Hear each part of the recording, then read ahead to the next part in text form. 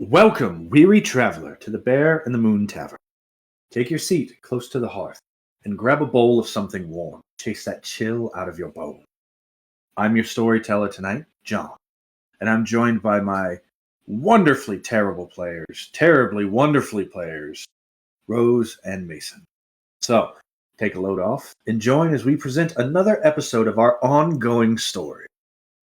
As always, if you like what you see, give a like and a subscribe and help us against the ongoing boss battle against the ultimate BBEG, the YouTube algorithm.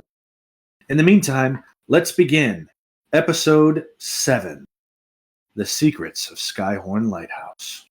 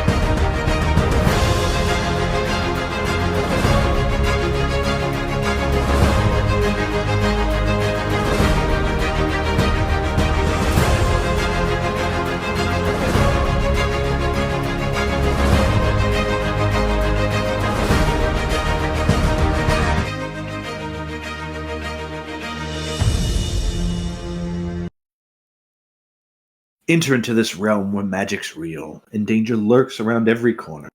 Follow the story of our intrepid heroes as they navigate the treacherous landscapes of vivid imagination, facing formidable foes and forging unbreakable bonds. From towering spires of enchanted cities to the depths of ancient dungeons, each episode will bring new challenges and discoveries as the heroes embark on a quest to uncover the mysteries of their world and unlock their own destinies. So grab your dice and prepare to roll initiative, for the adventure of a lifetime awaits in this thrilling fusion of literature and tabletop gaming. Welcome to Thronescapes, Season 1, Captain and Crowd. I would like to thank you both coming back after such an endearing episode last week. Just as a short recap, which of you is dying to earn some inspiration and do a weekly review? I did last week, so I Rose, you wanna take it this week? I was looking over my notes. I'm prepped in case you don't, but So you find yourself deep within the lair of the Dread Eye Tyrant. No. We beat him last week. We're looting the lair now. Oh, okay.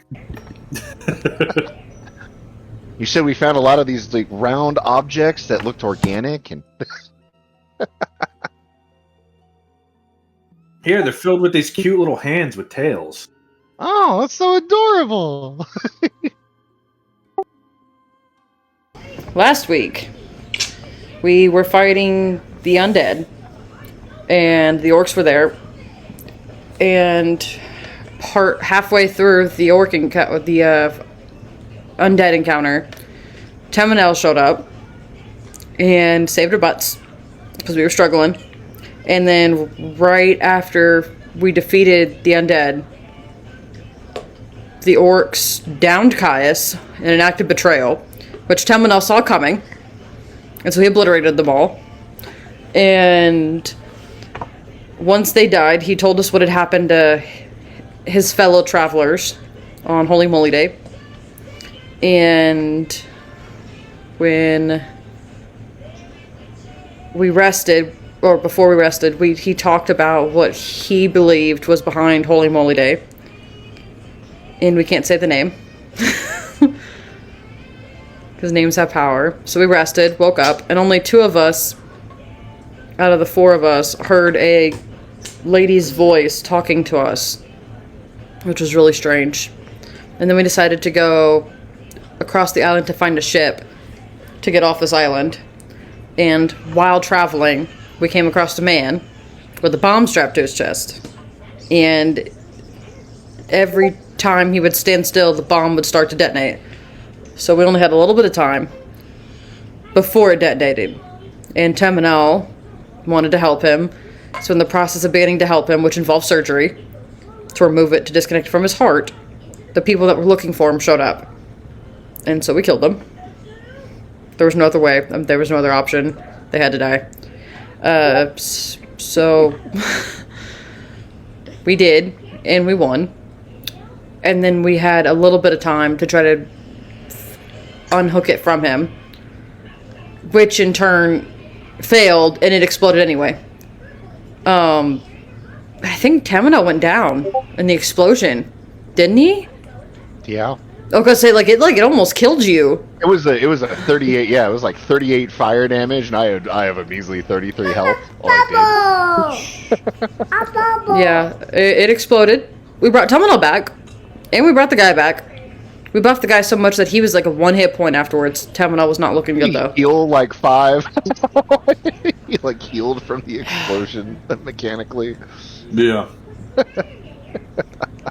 Yep.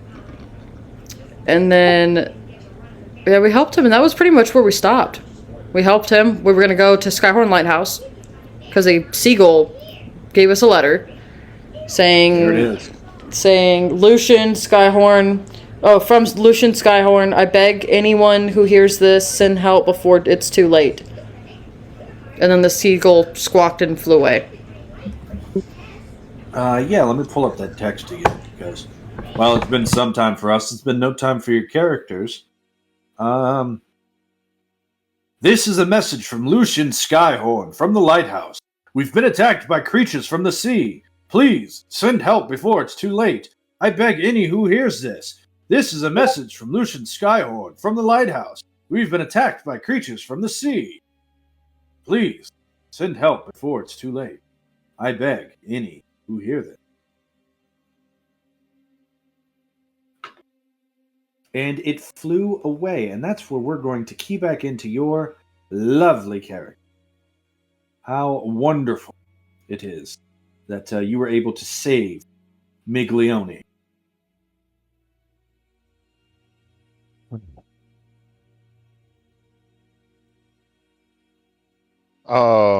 As we're starting to kind of gather ourselves up, getting ready to going, Taminel will ask for about 10 minutes as he starts writing something down in his book. He starts muttering.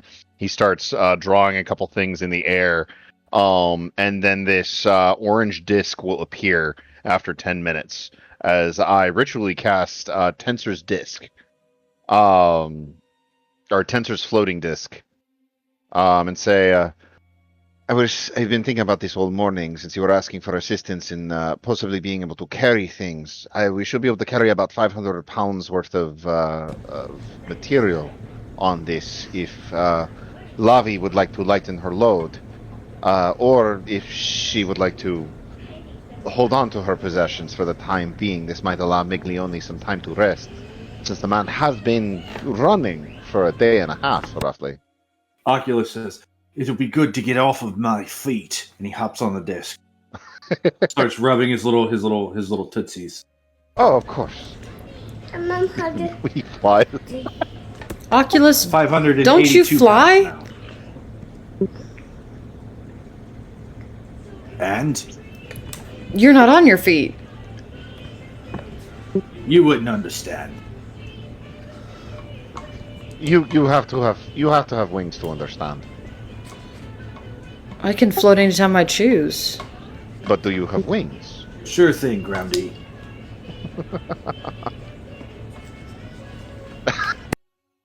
It's different when you have wings.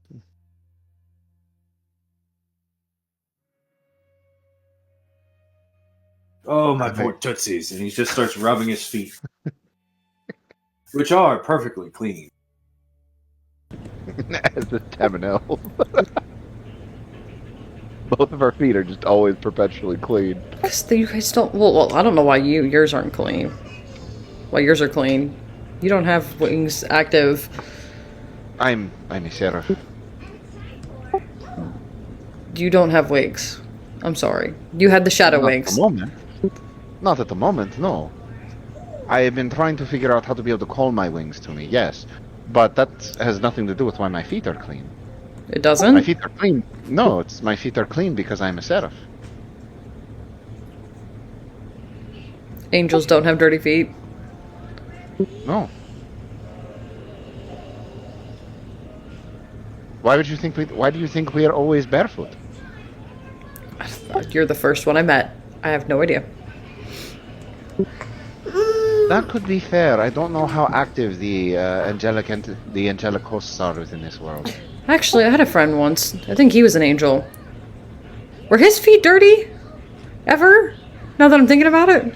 He smelled like sugar cookies. He wore shoes. Oh, so I don't know. I guess his feet were always clean. He was always wearing shoes. So yes, his feet were always clean. He wore shoes. Yeah, so but he was wearing shoes though. Yep, okay. I don't know any better. That makes sense to me, I guess. Well, it is also appropriate to go barefoot wherever there is holy ground, and being a seraph, wherever I go is holy ground.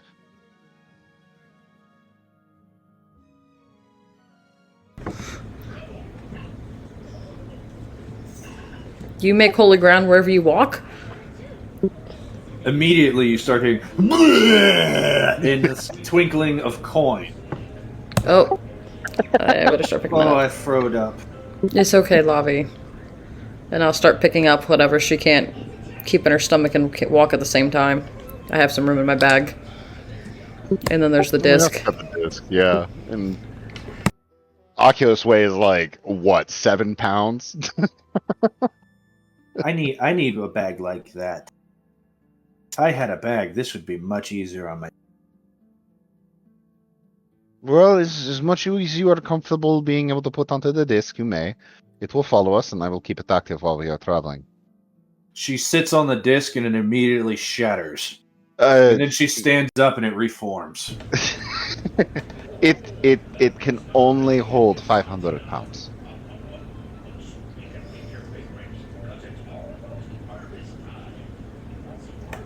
Oh. Poor Lavi. Don't worry, as I said, you may put as much as the content is within your stomach onto the disc. Up to 500. Well, yeah, she puts 500 pounds of gold and treasure and junk on it. Yes, that's inside chests. That should be able to hold for now.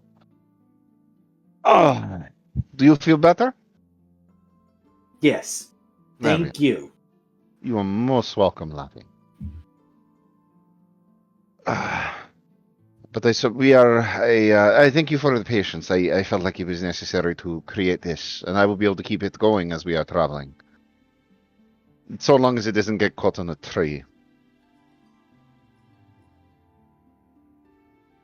All right. So, the plan from here is to continue towards Skyhorn Lighthouse, right?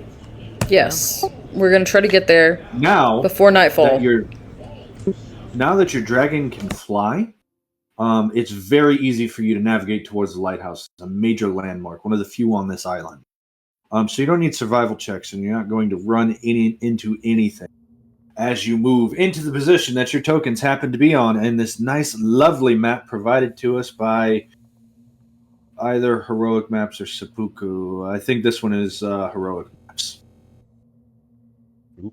I like the shore. The shore, that is a nice shore. I don't know if you can see that. Well, the question is, would you want to come here during the daytime, or would you want to wait until nightfall to approach under the cover of night?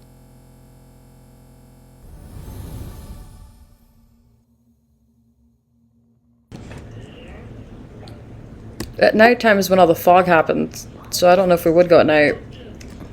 They requested help, so hopefully they're looking for us, but we also don't act so good. I believe this would be more of an excuse for not The night. Okay. As you approach the house. Not it. One defiantly a guard from decade rocks surrounding, imitating the brilliance and endure spirit. Just like famous light lone sentinel, all the fury of the surrounding bay. A single winding track climbs through boulders and land. Upwards, the lighthouse seems treacherous, and you can hear the sound of water echoing from sea caves below, where the tide rushes in the air with an roar. High rises the lighthouse itself, shining with light and hope amidst the stormy seas. The guiding light gleams through fog and darkness, warning mariners of treacherous rocks below.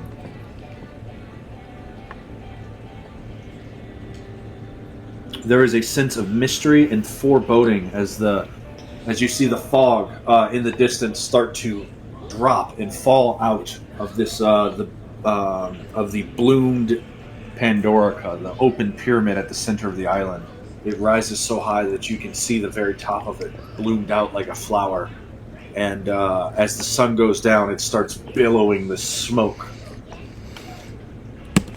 This strange, eerie fog, and you know what lies within that fog somehow. We should go inside before the undead come. Would be best. The path to the Sky House is this way. Yes, the echo, because your passive perception naturally high, Kauna. Ridiculously unnaturally high. You hear, "Help! Help! Help!"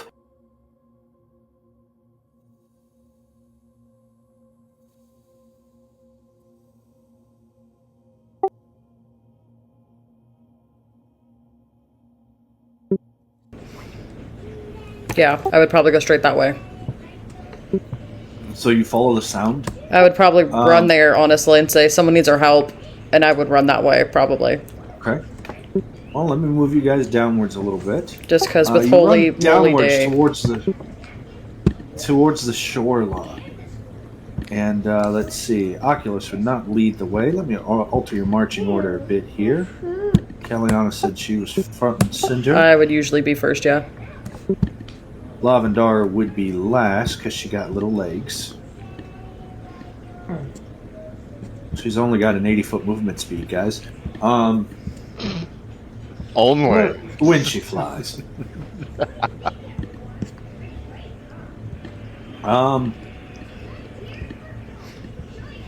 You see somebody stuck in the seem to be the water and trying to tug at something. And you can hear, "Help! Help! Help!" How far off from us? Because I don't see anything on the map. I'm aware. 10, 20, 30, 40, 50, 60, about 70 feet from you. Okay. How deep does this water look? Because if it's too deep, I think I can switch. Deep. Okay, I'm going to switch my focus to Mastery of Air so I can float above the surface a little bit. And then I'm going to go out there and try to help them. As a reminder, with Mastery of Air, you float 2 feet above the ground, or 2 inches above the ground. And you cannot fall. Right. Yeah. So would that work over... You know that, but the people watching this video don't know that. That's fair. Okay. So would that work at the bottom of the water, or would it be the top surface of the water? You can see the person standing in, like, the surf. Okay. Alright, yep, I'm gonna... As you start to approach, you unlock flavor text. Let me just... You said you were approaching, so we'll put you there like any good cinematic. At first glance, it seems almost human. Yet drawing closer, the terrible details come into focus. Its body, slick, with iridescent scales that shimmer with unnatural luminescence. Let me throw the token up. Uh-oh. My roll 20 just died, I think. Come back, roll 20. Oh, man. Well, while that loads. Slick with iridescent scales that shimmer with unnatural luminescence. Elongated, sinewy limbs move fluidly, disturbingly inhuman. Every motion seeming to reveal a more predatory intent. Long fingers tipped with razor-sharp, webbed claws, perfect for slicing flesh apart or dragging unsuspecting victims to the watery abyss. The face belongs in your worst nightmare. Its head serpentine, its eyes black holes that gleam with vicious intelligence. Instead of a mouth, its maw stretches wide, full of teeth shaped like needles, all slick with brine and fresh blood. Down its neck flare gills that pulse in rhythm as it sucks in the salt air. But most frightening of all is the electricity, dancing across its skin in sparks that crackle with deadly energy, its ability to unleash a paralyzing shock apparent. As it prowls the seaside shore in search of its next victim, a sense of dread hums through the air before it turns towards you. This isn't just any deep-sea creature, but a monster born from man and beast, impelled by hunger that cannot be sated. A union of eel and man that has never before walked atop the surface of Gerod, or any nearby land. Something sinister and new, and whose attention curls and flares and turns towards you, as this inhuman mouth filled with teeth turns toward you, its serpentine head, the body of a man, the head of an eel, the head neck of an eel, and it turns towards you, and in that same innocent little voice it says, "Help! Help!" before it lunges towards you. Roll initiative. Initiative. Ooh.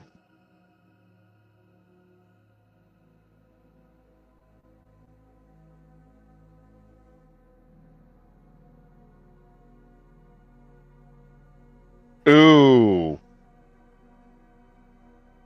I feel like that's narratively fitting.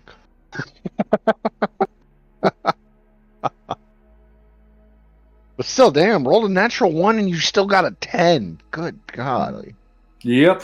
Oh, wow.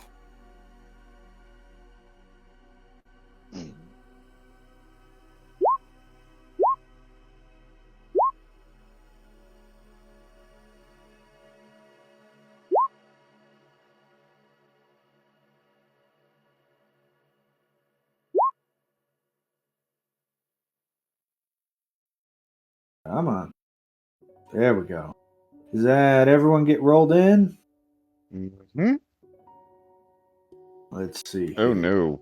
I don't like the rest of the names on this list of initiatives. Oh, if you keep looking at the names on initiative, I'll just have to make them all blind. Blind all my rolls, guys. Let's see. Well, somebody rolled in the nat 20. Oh, fantastic. That's what I was hoping for.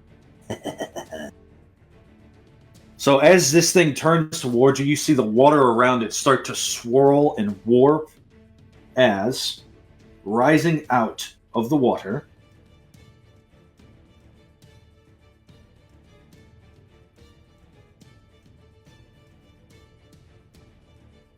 you see a shark, but the shark is being surrounded by a bubble of living water that is surrounding it and moving forward like a rushing wave.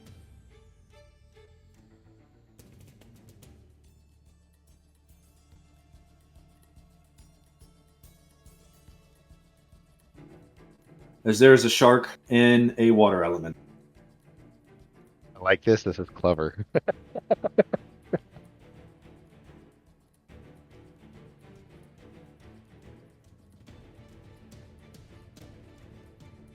You guys are strong. I just have to reopen my many tabs filled with character sheets and actions.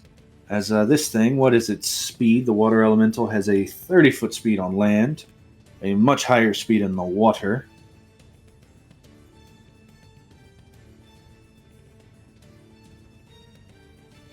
And it's going to go 5, 10, 15, 20, 25, 30 feet to right there. And the shark is going to lunge at the bright, shining light. Tamaniel, are you missing any hit points? I am not. All right, it is not in a blood frenzy yet, so this is not at advantage. That would be a 22 to hit you. Do I have my reaction? You have not had your turn yet. This is All right, surprise round. then yeah, 22 will hit. All right, with a 22, as this water rushes forward, you see this shark almost like it's riding a surfboard made out of this living water, just rushes forward and slams into you for 16 points of piercing damage. Oh. And when it does, this thing's eyes go black, and you see it enters a blood frenzy.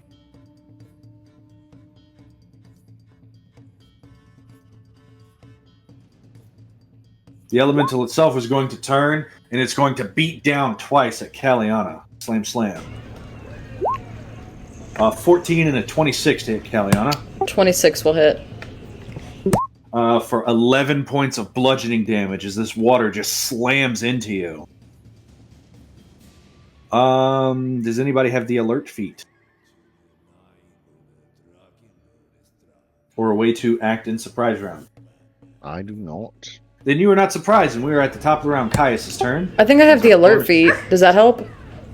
That's what I asked. I'm sorry, it took me a minute for my mic to work. Yes, I have the alert feat. Okay, your turn comes around. What would you like to do? Yay! Everyone else seems a surprise. I'm gonna stab this shark.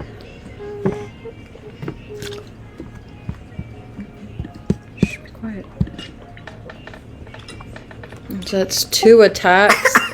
Let's see, soul knife with 1. And then with 2. An 11's not going to hit, but a 24 will for 19? Yep. You rolled max. And it's my 19 turn. points of psychic damage. So I get temp. Nice. Add it to your token, if you are able. Then we continue through the rest of initiative. No one else is any longer surprised. Did I roll Lavi into initiative? Sure didn't. Could not. Thought I missed one. What'd she get? She got a 4. Oh, cool. She's last. All right, then. Top of the round comes Caius' turn. As a bonus action, he will summon a shadowy copy of himself. Then he's going to step next to Tamaniel. 5, 10, 15. Actually, he'll go 5, 10, 15, 20, 25, 30 feet right here. And he is going to unleash. And he is going to, with an action, swing onto this this mutant, this eel foe.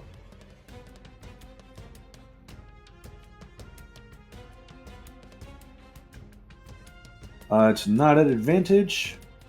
An 18 to hit. 18 will hit for... What's that? 13 and 10 is 23 points of damage.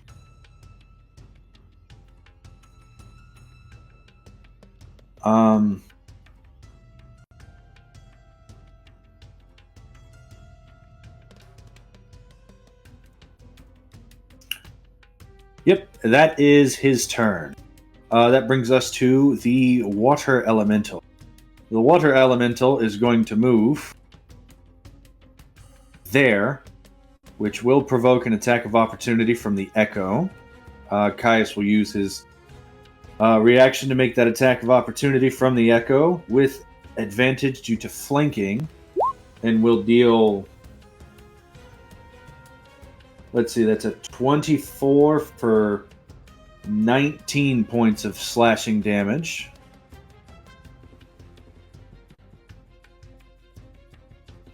But it's going to move into your spaces surrounding you with water. You can no longer breathe, and one of you cares about that. And then it is going to whelm. I need you both to make a strength saving throw. On a failure, you will take damage and are restrained. Grappled and restrained and cannot breathe. I am so good at this. I am so good at strength saving throws. I'm actually apparently good at strength saving. Let's see, 15. Yep, 15 to 16. You both save. You will take half. I was thinking the same thing. I was like, man, we both suck at strength. And we're like, well, okay, we're pretty good at strength right now. Okay, yeah, I'll take this. Let me just 2d8 plus 4.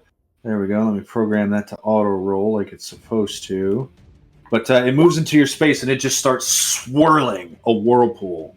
For 8 points of damage, cut in half to 4 to each of you.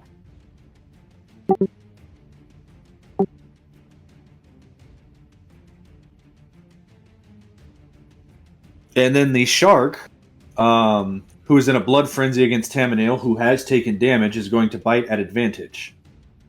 Okay. Chomp, chomp, chomp. 22 to bite Tamanil. That'll hit. All right, that one's going to cost you 15 points of piercing damage. Noted.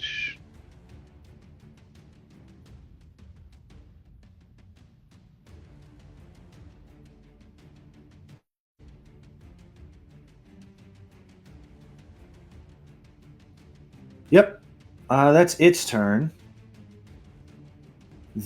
Rush Surge, 1t3 reaction. And reaction anymore. 10 points drained by the water Caius and starts its death. Like the ocean itself. Till the ground, and it's going to Caius. Hold on, I'm looking at text real quick because that changed a little bit. Okay. About where the water line is as shown, correct? Okay. I'm going to step. I'm sorry, out of the elemental space on your successful saving throw, so you guys can pick a spot within currently that part inside the. Okay. Layer. Yeah. Okay. Tokens are slightly larger than the grid because of the nice token borders. Is the super awesome special amazingness, but I mean, look at this thing. Done by our lovely resident artist, Rose Grows Art.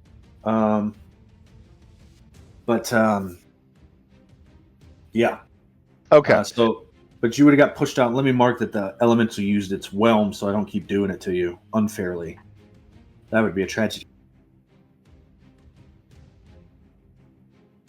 How close do I need to be? 30 feet. I'm going to hope Caius is into weird stuff. So I'm going to bonus action Starlight Step over to here. And then I am within 30 feet. I'm going to internally apologize to Caius as I'm going to cast Thorn Whip on him. Okay.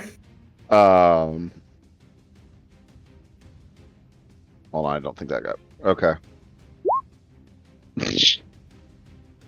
I very eternally apologize to him. Oh, did you crit? I critted. Yeah, that'll get him. So he takes 11 points of piercing damage, but he is pulled 10 feet closer to me. You lash out with this, the very ground responds to your desires and see a thorny root emerge from the ground, wrap around Caius's neck, and just yank him away. Sorry! It's the best thing I can think of right now. Action, bonus action. I still have some movement left. So I'm going to go 5, 10, 15, 20, 25, 30. I'm going to make my way back up to here. Over where this boat is. And I'm going to... and there is very much a small boat right there. Yeah. I'm going to hang out there. Abandon this lighthouse, hop on the boat, and row to your heart's content to try to escape right now if you wanted. Considering the ocean just tried to drag Caius into it. Yeah, I mean, it is actively murdering Caius. Yeah. Did that at least free him a little bit? Yes, absolutely did. Okay, cool. Then that is turn.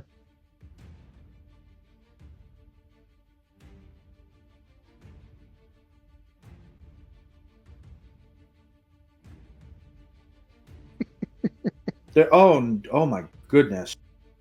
Okay. Oh, wow. All right. Okay? Oh yeah, I'm sorry. I read what the loot for this encounter is. It's no good. You guys should totally abandon it. Just run away? Okay. Yeah, just run away. You heard him. You heard him, Kaliana. It's worthless. Who cares what's inside the shark's stomach? It's another man's trash, though. Sometimes is another man's trash. The eelfolk runs up to you, and when it does, it just sort of grapples its chest, and you see it start to build up and glow with this blue light before exploding with electricity. Ooh. As it uses lightning burst. I need you to make a dexterity saving throw, you and Caius.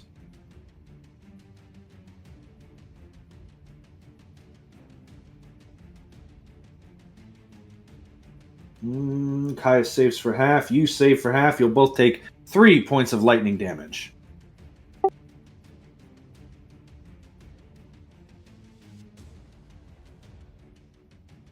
I have to read the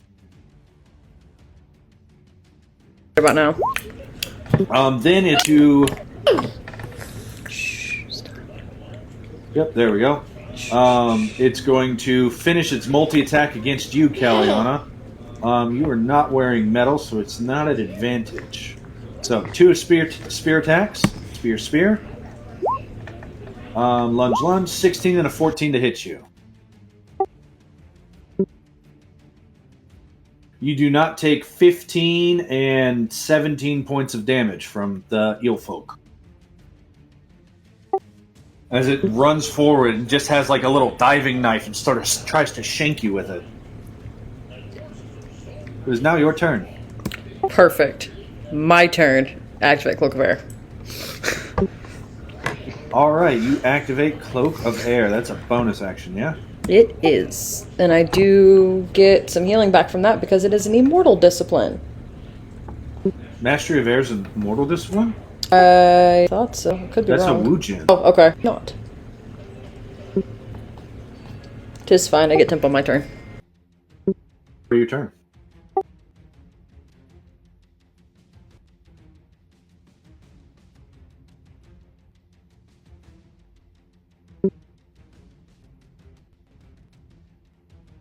Yeah, stab right in the head, but when you do, it's because Eel dodges out of the way.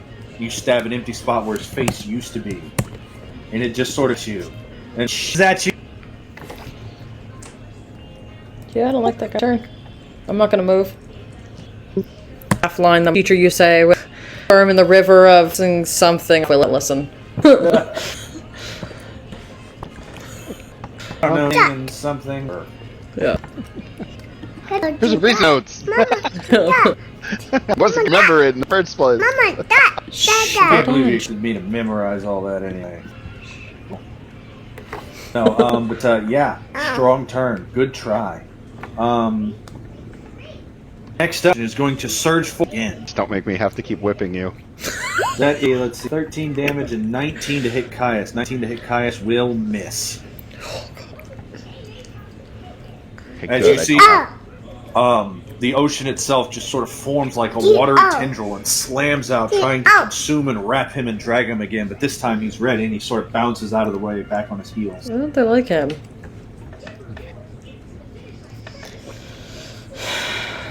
All right, that brings us to Lavendara. Lavi says, wait, are we fighting the entire ocean?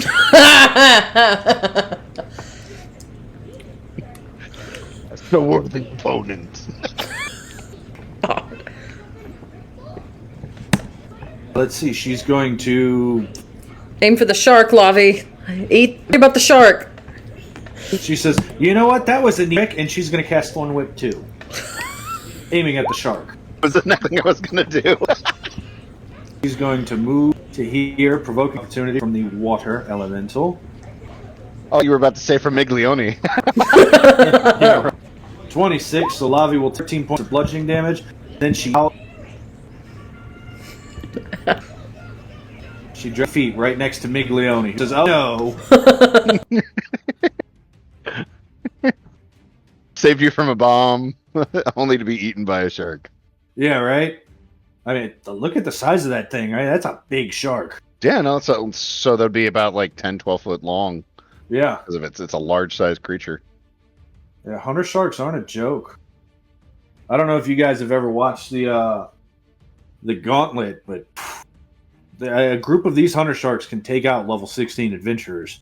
But Caius is going to order his Echo to move, and then he's just going to stand there, and you're going to see he sort of like spins his sword and plants it, and the Echo just goes to town and is going to swing 1, 2, 3, 4, 5 times as he unleashes Incarnation and Action Surgeon.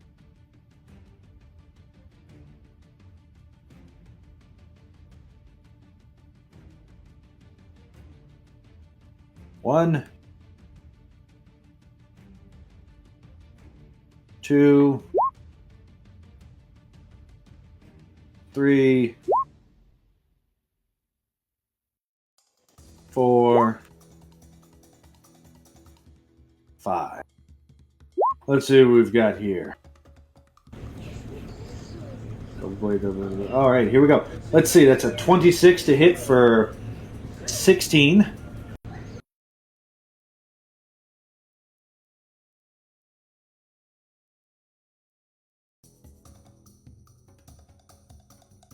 And then we've got a 23 to hit for 16. And then a 20 to hit for 19. A 10 will miss. And then a 19 to hit for 22. 73 points of damage to the... Oculus is still with us.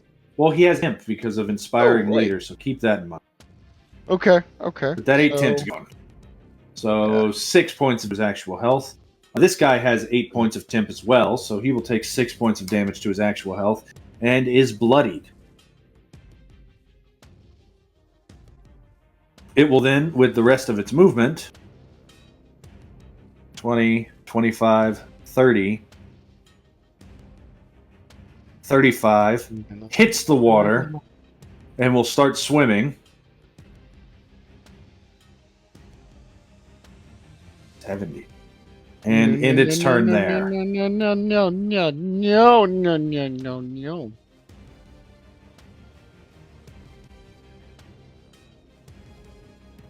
The ocean attacks at advantage with a 16 and misses Caius. Tamaniel. Tamaniel.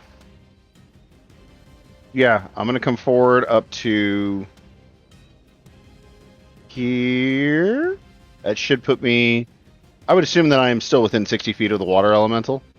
Yeah, it looks like 45 feet by that arrow. Okay. I'm going to cast Shadow Puppet against him. So I'm now concentrating on a spell. Okay. Which means I get to make a melee attack against him. Did I get this set up? This is indeed set up. You programmed it in. Fantastic. Yeah, I'm also going to convert this into being necrotic damage. That's a terrifying water or Cobalt Press spell. Does 11 hit? 11 does not hit. Damn. So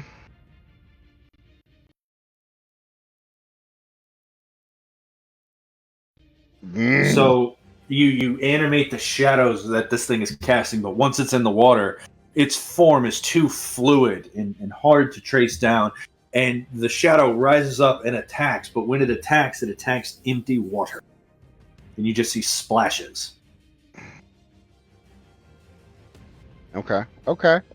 I can... Shit. Brian, I'm sorry, go ahead. Is Oculus able to... Well, no. Well, Is Oculus able to disapparate himself? No, it takes your action to do that. Take my action to do it. Okay.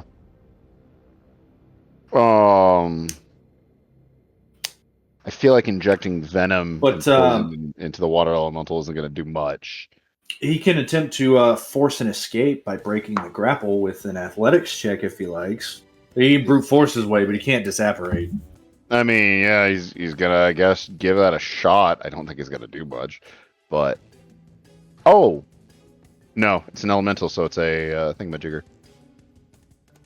Wait, do I? I don't. Okay, I was thinking. Wait, transform into a fish? He rolls an 11 to try and escape. 11 is too low. You need a DC 14 to break that. Okay. Then, So as he tries to force his way out, he's deeper and deeper as he tries to swim through it. That'll be turn. The Eelfolk does not recharge his electric burst, so he's going to 5e shuffle around Caliana, putting the ocean at his back, and he's going to attack.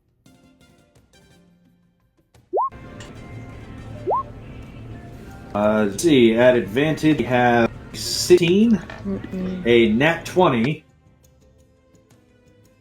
Yep.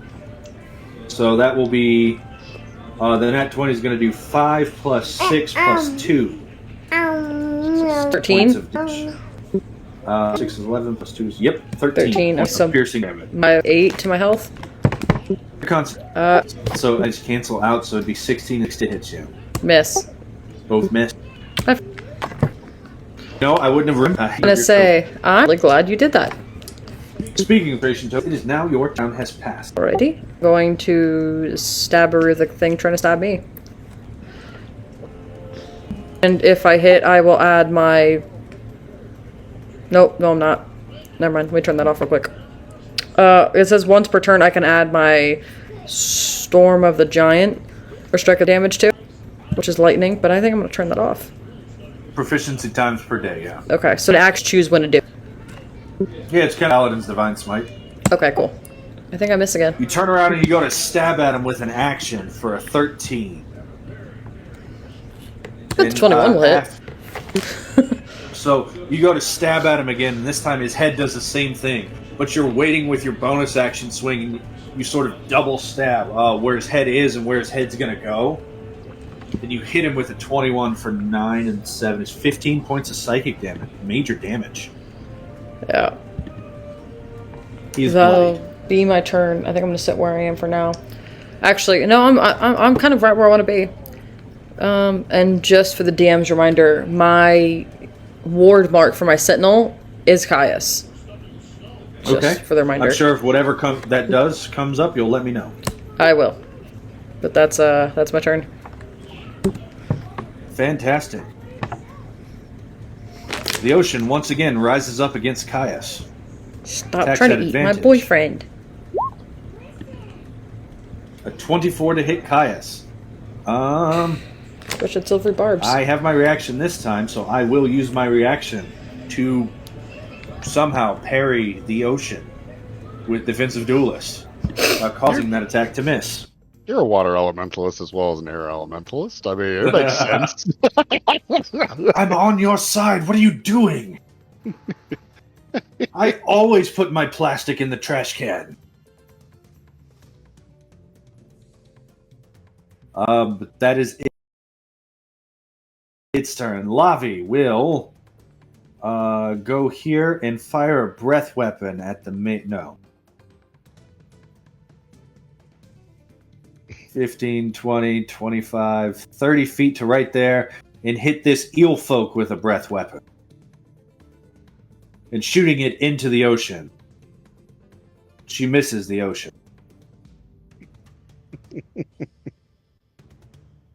Hold on, it did mess up there. Cool. Firebolt. Guiding bolt. It did mess up her sheet when Roll20 did the thing. I just missed it before. That's I fine. fixed it now. I was going to say, while you're doing that, I can flash the tokens. Alright, so that is going to be a con save DC 15 that he has to make.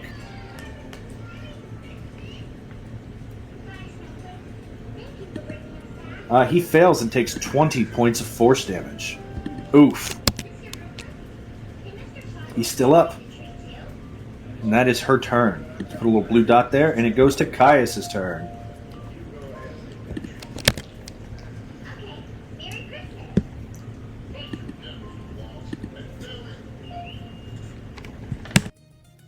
Caius is actually going to use a bonus action, and he's going to summon his Echo right there. And with his action, he's going to make a grapple attempt to grab Miglione through the Echo. Yeah, 22. So you see that shadowy form of Caius just vanish and appear next to Miglione, reach in, grab him, and just throw him.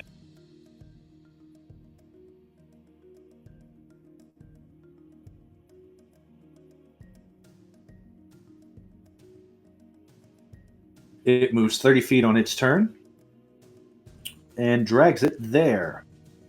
That provokes 3 attacks of opportunity. 1, 2. At advantage. We have a 14, a 20. So, 18. Yep. So, as he and Miglione move to right here, you see the ocean rise up, slam into the Echo, and the Echo disapparates. Miglione hits the ground.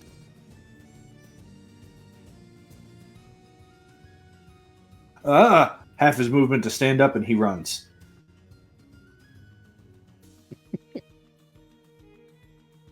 And he will dash as he cowers behind the boat. The Elemental rolls a d6, recharges Whelm, uses its swim speed. We'll go here. And Whelm, I need Caliana, Oculus, and Caius to make strength saving throws, please.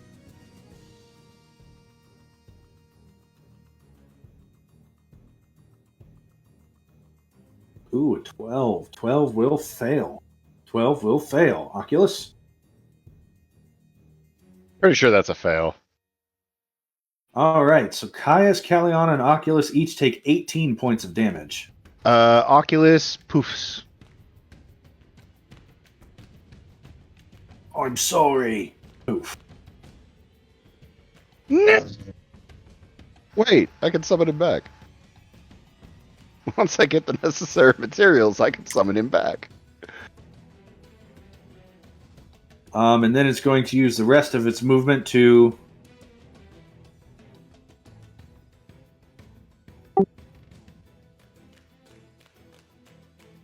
go out into the ocean. Lavendara gets a swing with her reaction. What did she get? 14 will miss. I think. Yep, 14 will miss. That is its turn.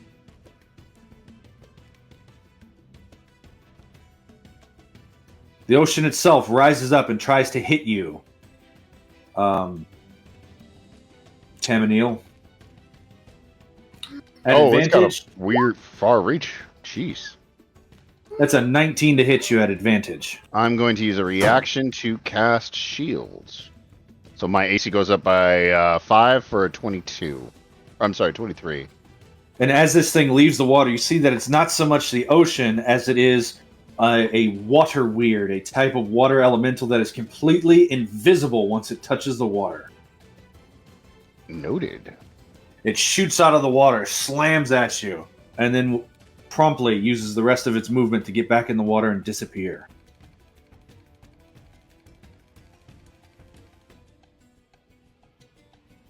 Your turn. As my shadow puppet is still on the water elemental, I'm going to try this again. There we go. Oh, yeah. That's a 21 to hit. 21 absolutely hits. I'm converting this also to necrotic damage, so it will also take 5 points off of its maximum. And it needs to make an intelligence saving throw. Okay, let's see. Please fail. 0. It is paralyzed until the start of my next turn. Water elementals are immune to paralyze. Damn it! It cannot be What a paralyzed, really restrained, good moment. grappled, all kinds of stuff. So The shadow rises up, slams into it, and just grabs it fast, but the water elemental just sort of flows out of the grasp. Okay. Its form liquid. Well, it still takes damage at least. Yeah, it did.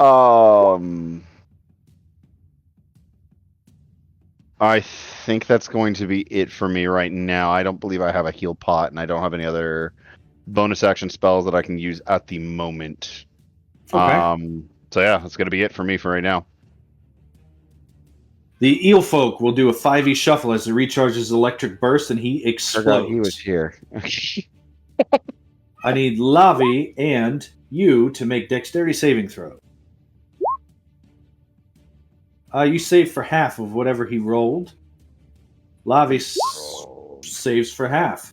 He rolled 6, so you will both take 3 lightning damage. Yeah, I'll take it. I'll save it. I'll save my reaction. And when it explodes, its head sort of snakes around and looks at you and just, help. And then chomps and hisses. Kaliana, you cannot breathe. You're being dragged out to sea. You're going to drown. Whatever are you going to do? I was gonna say, I'm more worried about my person that does need to breathe that's with me. Because I can't even... I mean, with my focus, I'm not even underwater. I'm floating 2 feet above the surface or whatever. No, you don't fall, but you can be dragged. And that is what is happening, is you are being dragged. Okay. So you are underwater with this thing. But you can't sink, you can't fall. Okay. If I disengaged, because I'm grappled, so I couldn't disengage, could I? It would serve you no purpose. You would have to escape. Okay. Well, I can do that, so I was just curious. You are grappled and restrained. Yeah, hold on. Yeah? I am going to, as an action, teleport out. Yep.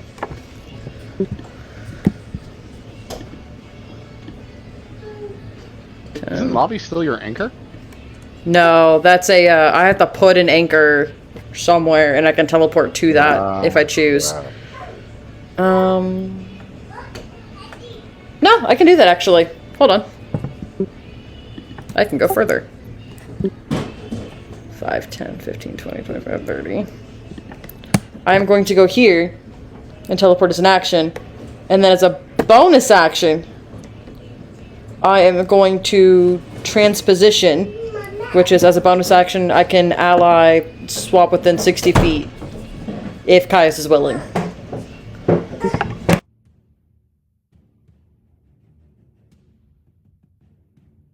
Okay, yeah. So you teleport to there. With your bonus action, you and Caius switch spots. Yep. Okay. And He is then left swimming. Yeah, at least closer to shore though now, right? Oh yeah. Okay, cool. He's also not actively being drugged to the bottom of the ocean drowning. That's nice. And Nomad Step is not a mortal discipline, so I do not heal, but I do get 5 temp. Fantastic. Alright, the ocean surges, moves towards Caius and attacks with a 15. Somehow, even in the ocean, he does not get wet from that. Somehow.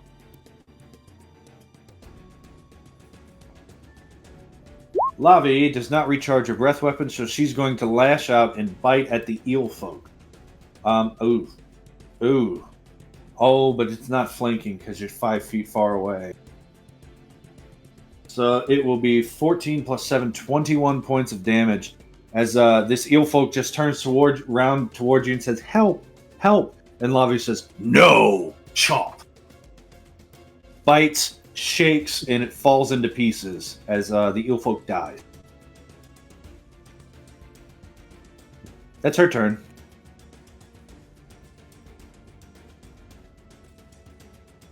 Caius.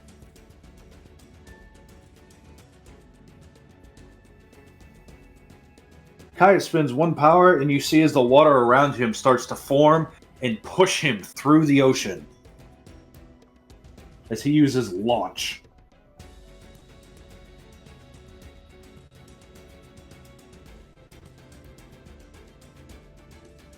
And then he's going to hold an action.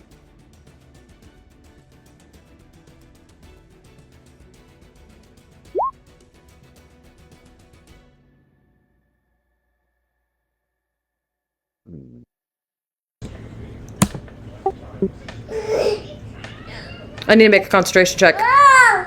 Yes, you do.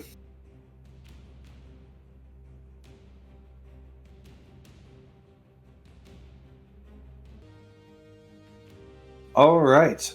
You keep your concentration. This thing rushes through the water, slams all the way up to Tamanil, and will whelm. So I need Caius, Tamanil, and Kaliana to make strength saving throws again. 16. It's a DC 15. I was already grappled. Do I need to make one?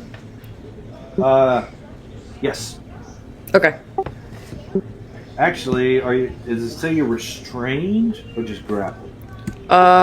Whatever effect from the last whelm, I never got out of it. It is restrained. You automatically fail, so that means you'll take Yeah. the 13 damage. I was gonna say, I was already grappled by it, so another concentration check. Yep. And Caius makes a strength save. Can I use my inspiration to reroll that? If you want to. I would. It's an 8. Caius failed.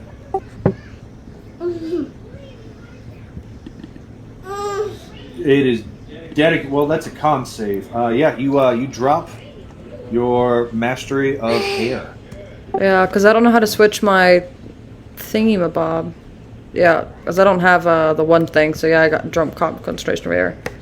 I can't really concentration of air a water elemental anyway.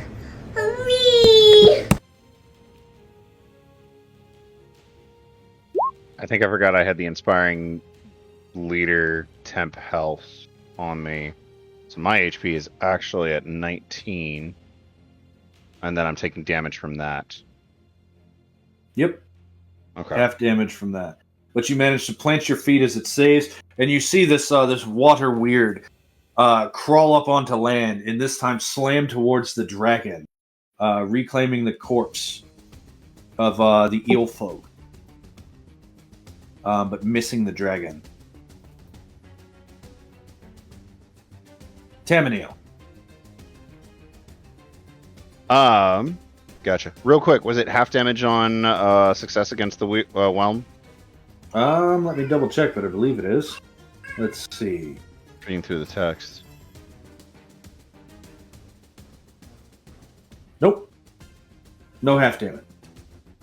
Okay, so I just don't take damage Yep. if I succeed. Okay, cool. Effectively, you just move 5 feet out of its way before it turns into this spinning whirlpool on ground and flushing back to the ocean. Gotcha. Okay. I've still got Shadow Puppets up. I'm going to make another attack with the Shadow Puppet.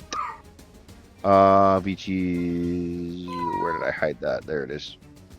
So that's another melee attack against it. Which is a 16 to hit.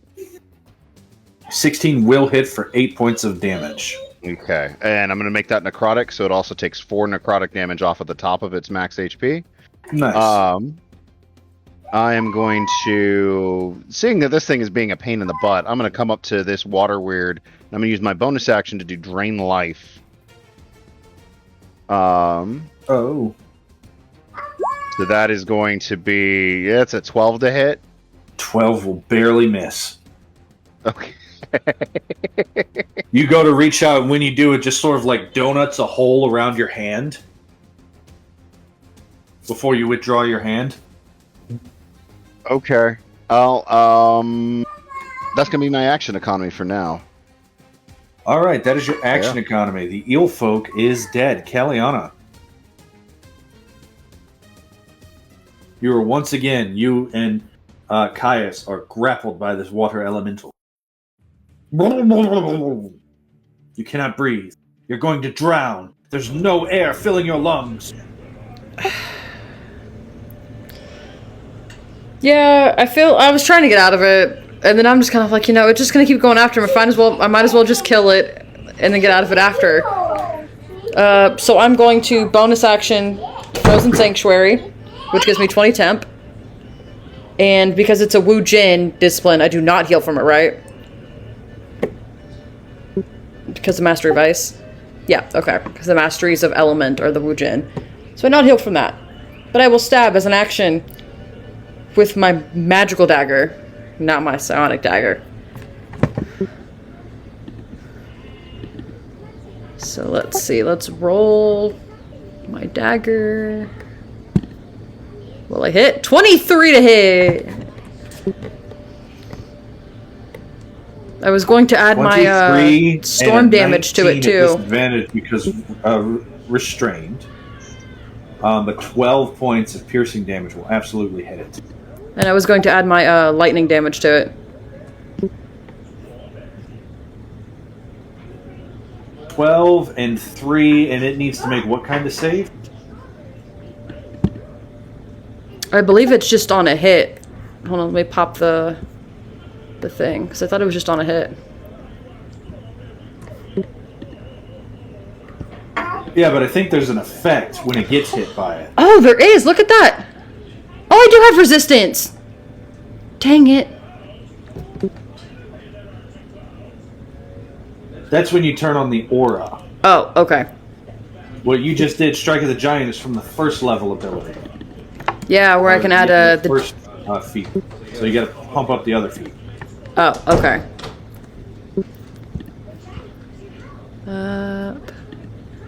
That one. Damn it, I'm stupid too. Let's see. Extra d6 lightning damage. Must succeed on a con save or disadvantage on attack rolls to the start of its next turn. The ocean will rise up and lash out against Tamaniel.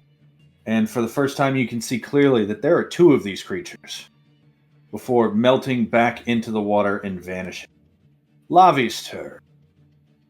Lavendara the dragon does not recharge her breath weapon, so she's going to come up here and she's going to bite at the sea because that makes the most sense right now. This thing didn't have the movement to get back in the water. Oh. Man. So 18 points of force damage and 24 points. No. Yeah, 24 points of piercing damage.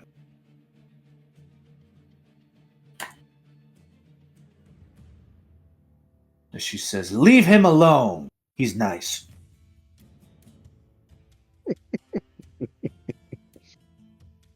Caius, who is drowning, is going to he's going to go ahead and he's going to attack twice at disadvantage. There we go. So let's see.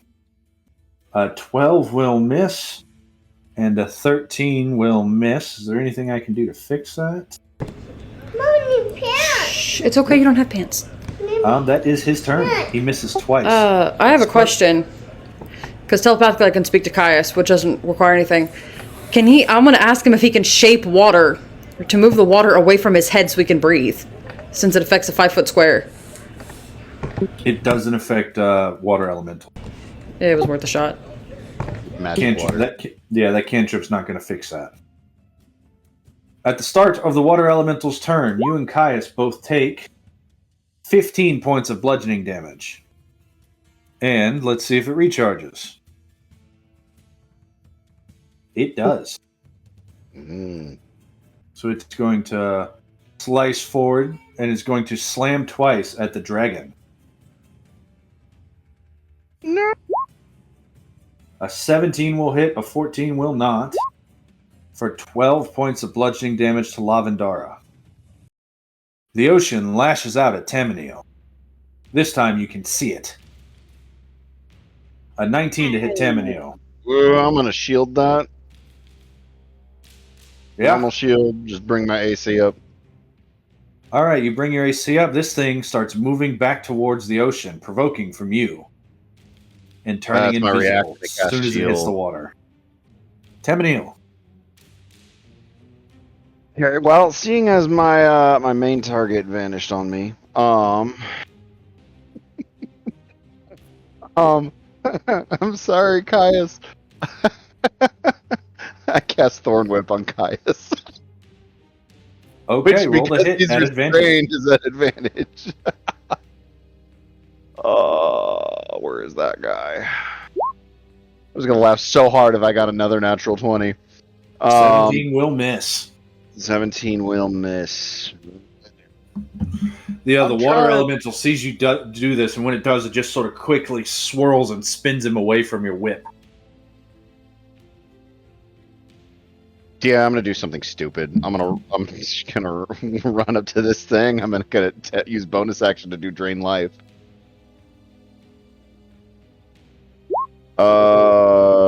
That's a 12 to hit. The 12's not going to connect. Jeez. You're looking for an AC of 14 with this guy. Yeah. See, there's that. That's bonus action. I think I moved like 10 feet. I'm gonna attempt to move backwards. Go in 5. And Stop. 10.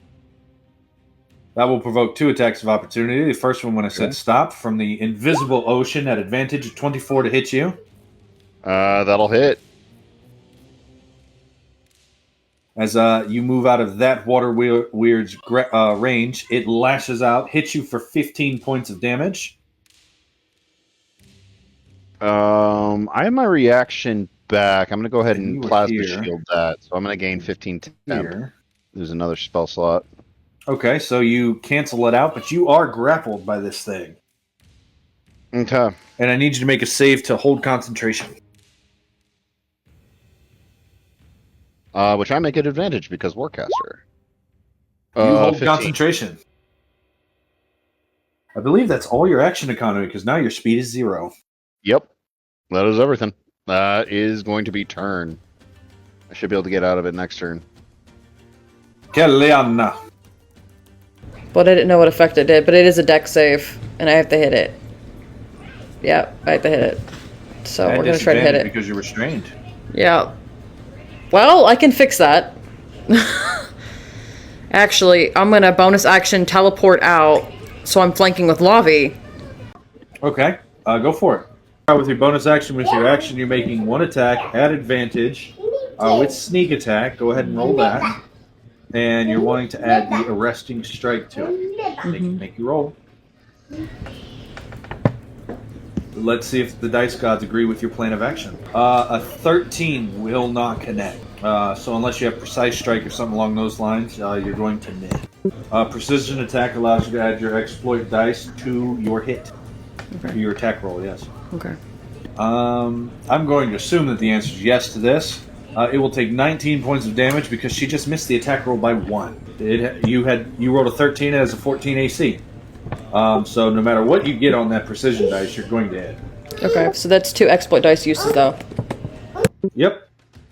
It makes a dex save. What's the DC? 8 plus proficiency plus dexterity. Well, it doesn't matter. You got a nat 1. Its speed is 0. As you somehow cut the tendons of a puddle of water, and it no longer moves.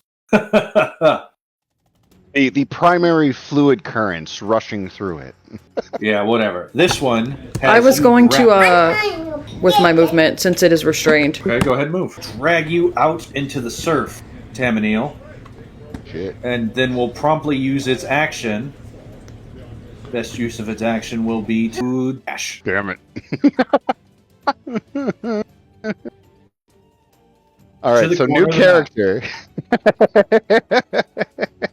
It's like Yep, it is drowning you. So, I mean, it's almost impossible to drown a 5e character, but this thing's certainly going to try. Yeah. As a reminder, the drowning rules are 1 plus the amount of minutes you have. It's 1 plus your con mod in minutes, and every time you do something, you lose a round. So at the start of your round, you lose something. If you use an action, you lose a round. If you use a reaction, you lose a round. If you use a bonus action, you lose a round. Okay. How deep am I? Right Or there, should I'd that say wait you're in- about 40 feet deep. Okay. Because it just sort of gradients down. And he took you way out. Okay.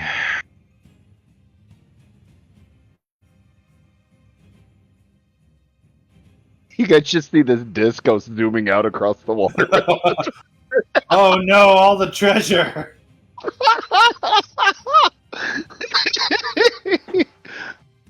I'm glad you said that. Lavi says, no! It recharges her breath weapon. Purely because of that. Yeah, right? Only 500 pounds worth. I mean, Yeah, 5 out of 600 pounds is on that disc. yeah, you still got something left over. She dashes to get to you. But she's like up on the surface, right? No. She's Do diving not. Flies after you, dives down. Caius, drowning as a bonus action, will summon his echo, and his echo will attack. Once. At advantage for flanking. And crit! Because of advantage.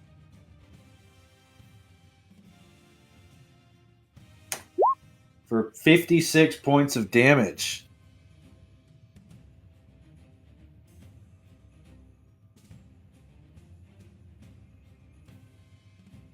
The elemental speed is 0 until its turn.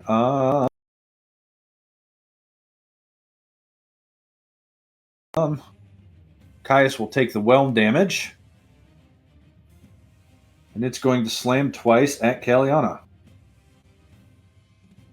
Nat 1 and a Nat 1. But Caius will take 11 points of damage. The ocean will attack Kaliana with advantage for invisibility. 22 to hit Kaliana.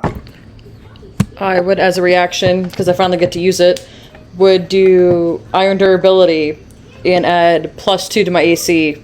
And Iron Durability heals me because it is a mortal discipline. So I will shield out of it. Awesome. You do that. It misses and it's going to melt back into the water. Fantastic. That brings us to Tamanil the Blameless. How far away is Lavi from me? I mean, I think she's right next to you, right? Yeah. I mean, Okay. There's a 5-foot space between you guys.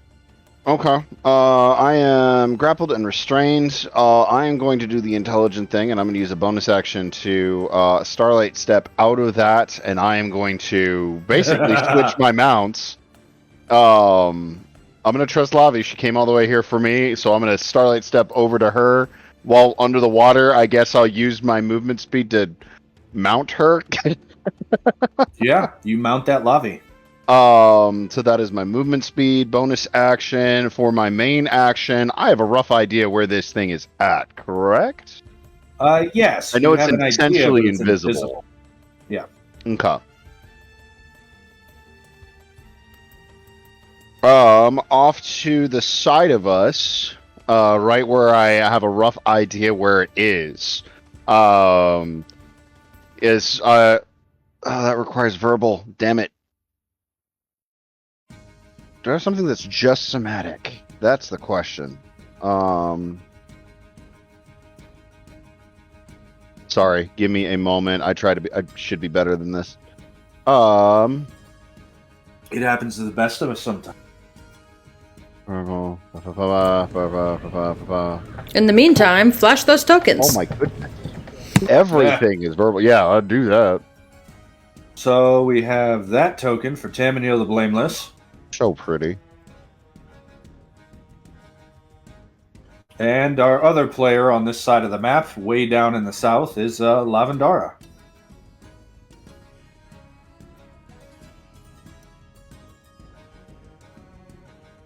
You know what? I'm just going to do that. I'm going to take the dodge action while I'm on her. I'm like gripping her very tightly, trying to get as much wrap my arms around her neck, just holding, bracing to her, because I know this dragon is able to move very, very quickly and very powerfully.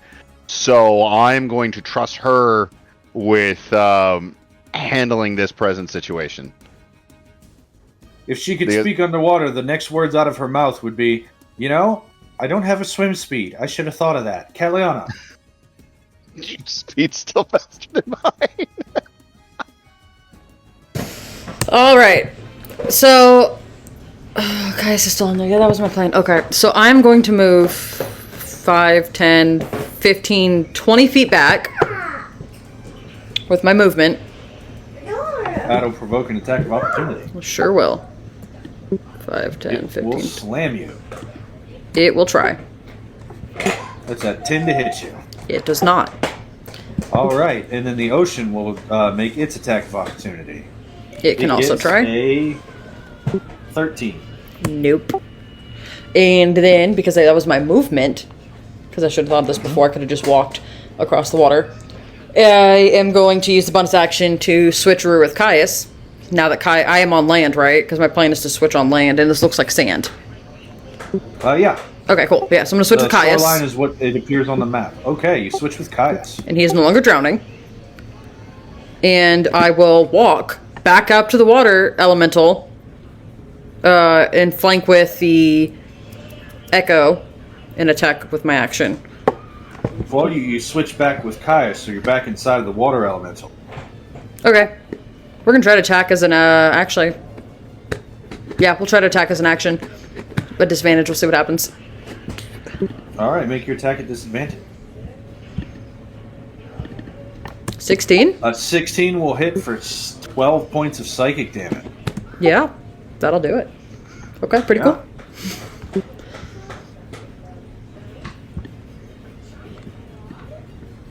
And I get temp, but I didn't spend, and Nomad Step does not heal me, so that is my turn.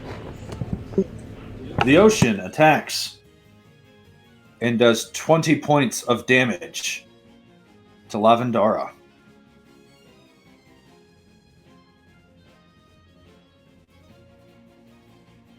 And she is not medium or smaller, so she is not grappled and pulled.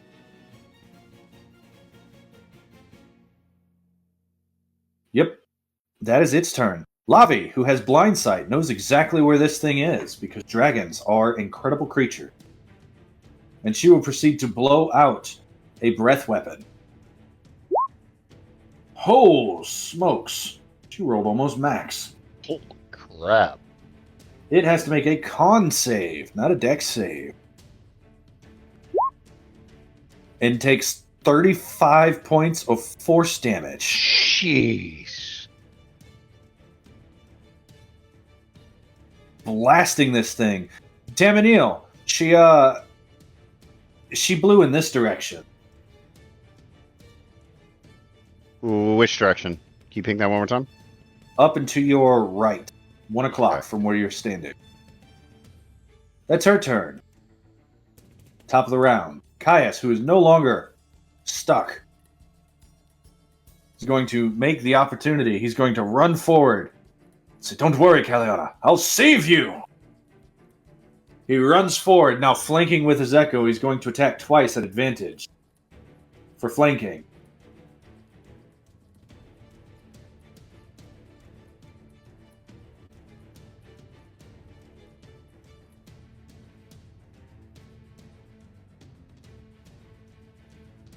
You're not drowning, not with me around! That's a 19 to hit for 24 points of damage. Holy smokes, what just happened? Uh-oh. There we go. That was weird. And then it's 12 plus 18 plus 3 plus 6 plus 5 plus 9. So a grand total of 77 points of damage over those 2 swings. 1 hit, 1 crit.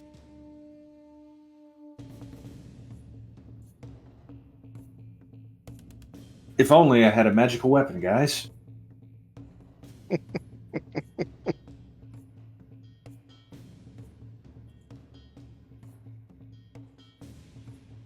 He slices into this thing over and over and over again, but unable. And then he's going to move his Echo. Nope. Have a history with it. The water elemental, which finally gets to move now.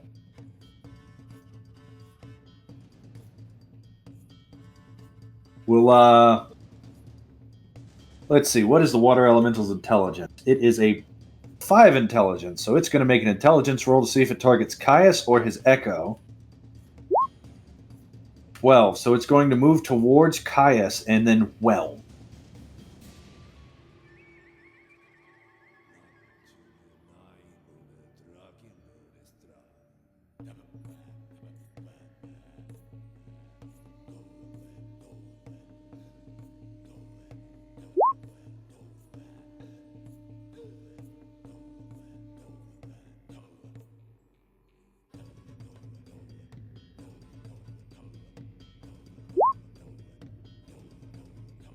All right, so strength saves from Caius, and then Caliana, you will take 12 points of damage.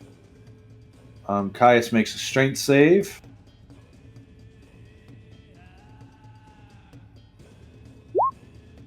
And fails, and takes 12 points of damage, and gets grappled.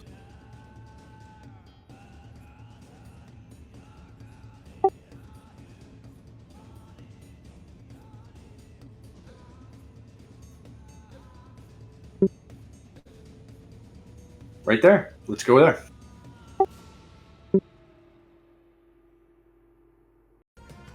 Unsettling. It moves differently under this liquid. This very well may be the first time Tamaniel has been underwater. I'm not sure. You know what? We'll go with yes. Let's say yes. That's your action economy, though, Caliana. Yep. All right. Let's see. I am still grappled, right? Yes. Is Caius grappled again? Yes. Okay. I am going to stab at a disadvantage then. Okay, go for it. I crit. 19 at disadvantage. Oh. Never mind. I'll just this once let you bonus action aim first. Oh, You yeah, I advantage. can. Because Then the you take bonus first action roll. I will do that. So I can't move. But I wasn't going to move anyway. So it works.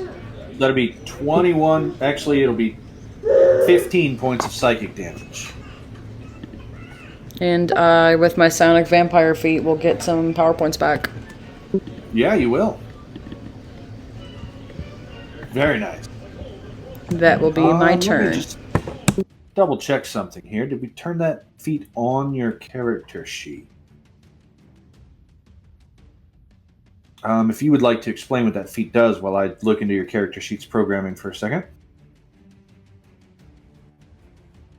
Crit on a 19 or 20, and when I roll a critical, or when a hostile creature rolls a nat 1 against a talent or discipline, I regain a number of side points equal to my proficiency bonus. This can only happen once per turn, or this can be used to replenish a psionic talent dice instead of regaining side points.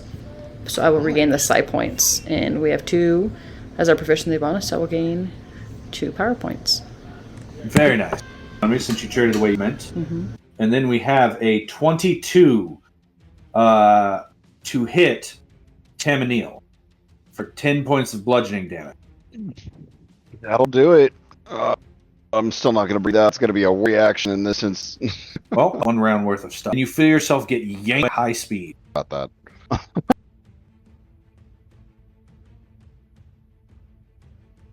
Lavendar will make an attack of opportunity.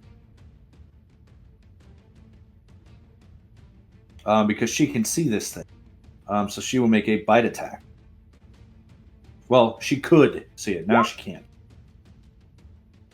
But she can see me now. Yep, she can see you. 22 to hit for 19 piercing and 3 force.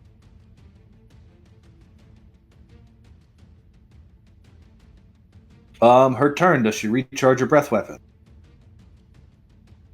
She does. A bad day. Only.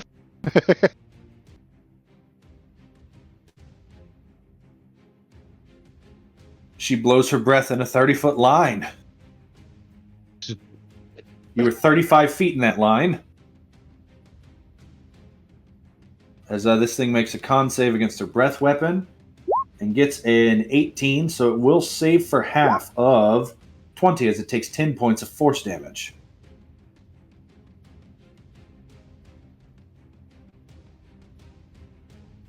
Caius' turn. Caius will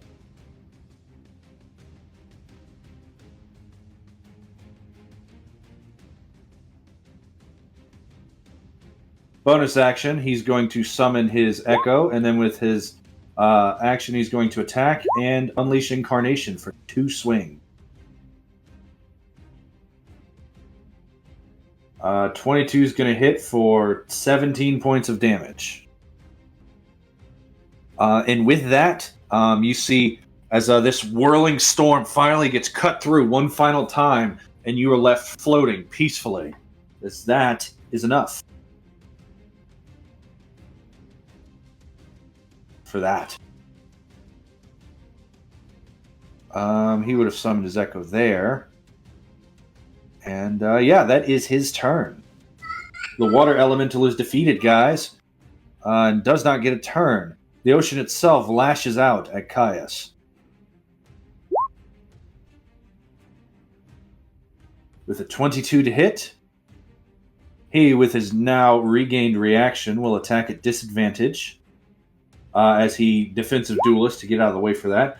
A 15 at disadvantage to hit for Caius will connect with this beast for 14 points of slashing damage.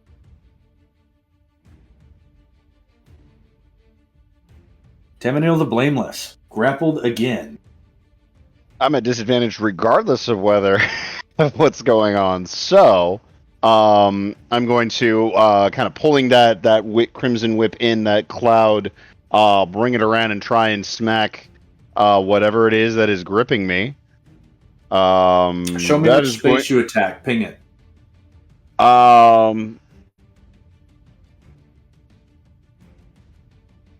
Lavi was able.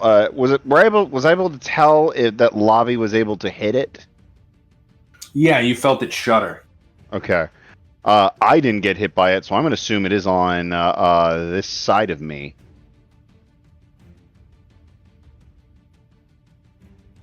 Or Lavi's a ray attack, right? Lavi's like a beam. Yeah. Did I see where the beam passed through? You could not see the beam. Okay. Then yeah, I'm going to attack right over here then, just to my left. So what, this space? Yes. Yes. And that's a 23 to hit, it looks like. 23, you hit empty space. Alright, with my other, as I bring that around, my hand's going to briefly appear in the midst of it, and I'm going to use a Drain Life attack. I'm going to aim, I'm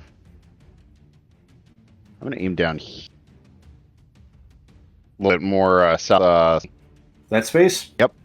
Alright, go ahead and make your advantage. And now you dodge out of the way. That at least gives me an idea of where it might be. Since that you face that weren't a armor class. That's gonna be You some temp. You know that one of these is around here. You don't know water elemental. The main big one is gone. There we go. And it's gone. Okay.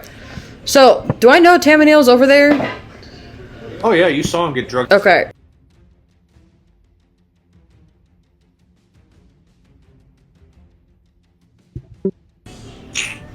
He's not already. Oh. It's also nighttime on the ocean. That's true. Oh, yeah. He had blue button. You could reach out telepathically to Lavendara. I will do that. As an free action to talk to see where he free action to talk to her. I'll ask her where's See what she can do. That she can. and then I will actually no, Baleful Transposition doesn't have to be willing. Transposition does, but I will hold as an action to switch with Teminel when and if I can see him. Lavendara uses her inspiration. Say T1 with flame on a bolt. You see a blast of light under the water. Lavi does that. The next attack on this thing has advantage, and Lavi's going to swim forward next to you and sit there. She used spell point. Caius. The ocean surges towards Caius onto the land, making itself visible. His held action goes off. But a 10's going to grab and constrict him. With a 20 hit him, 20 will miss. It doesn't have the movement to go back in the water on the same turn. Tamanil, you are floating there.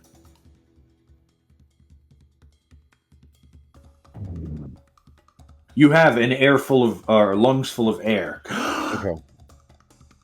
Lungs full of air. I am not where I was a few seconds ago. I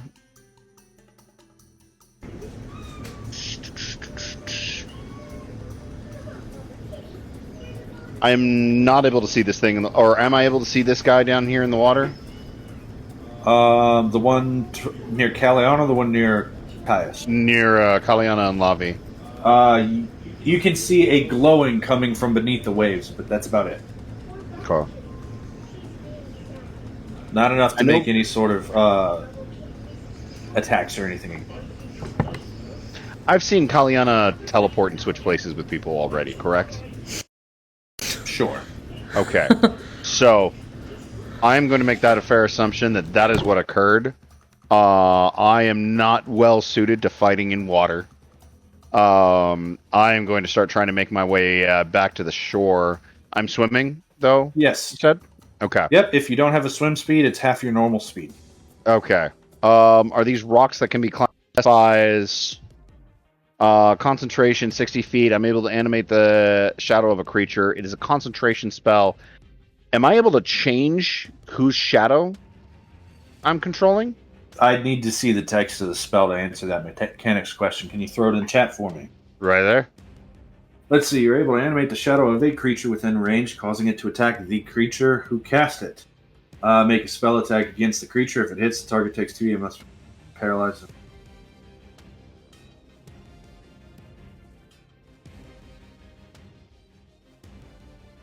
Is that the whole text for the spell? That's the whole text for the spell. Then yes. All right. Then I'm going to switch that target to this mother trucker up here. That is going to be a melee spell attack. He is within 60 feet. Yep. Shadow Puppet. Roll it at advantage for flanking because of the funny way that works, because it's a melee attack. And you would technically have flanking. Oh, 2 12s. 12 and 12's gonna miss. Okay. But that is going to be it for now. That's my movement, action economy. I do have a heal pot, actually, apparently. I'm going to drink that.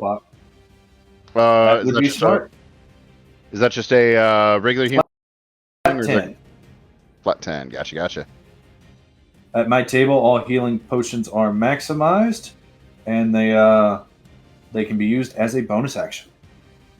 Because potion rules are dumb.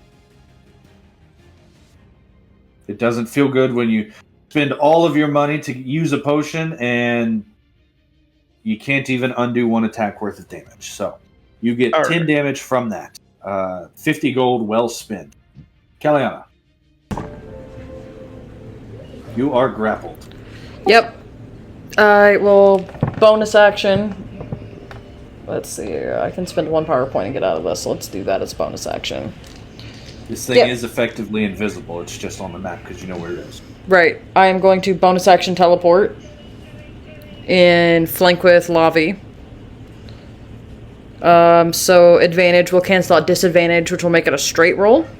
Right? Yep, it will be a straight roll, but it still is not eligible for sneak attack. Because it is hiding, right? Or invisible. Because you have disadvantage to hit it. Right. Okay, that's fine. Go ahead and make your attack roll. Yep. 18 will hit for 5 points of psychic damage. That is my action. I use my bonus action to teleport. That will be enough. Oof, I was going to say... This thing just incorporates into the surrounding waters. Ooh. And then I am going to use my movement and start moving my way on top of the water back towards land, because I'm still in Mastery of Air. Oh, so, I mean, you very quickly... Yeah, like a little like a little buoy. And I'm just going to start walking back on top of the water. Actually, it's above the water. I'm not even touching the water. So I'm just walking above the surface of the water back to land. 2 inches of the water, but you very quickly, like you release the emergency buoy for a scuba diver. 10, 15, 40 feet, your ears feel 20, terrible, but you're 25, alive. 30. 30 will get me there. And I will start slowly making my way, and that'll be my turn. Lavendara will use her movement to get to the surface of the water. And will proceed to take off out of the water and start flying.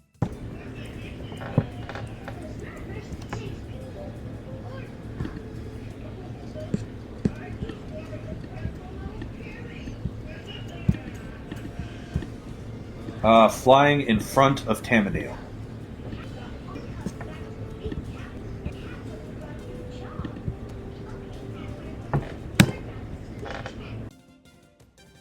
Caius will move his echo and then attack, giving himself flanking.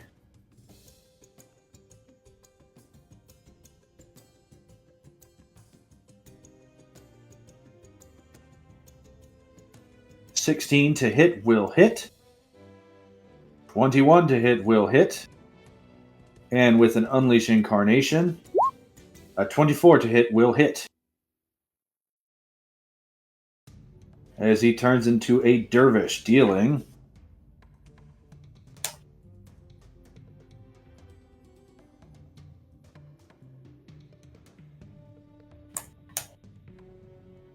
69 points of damage to Damn. this monster.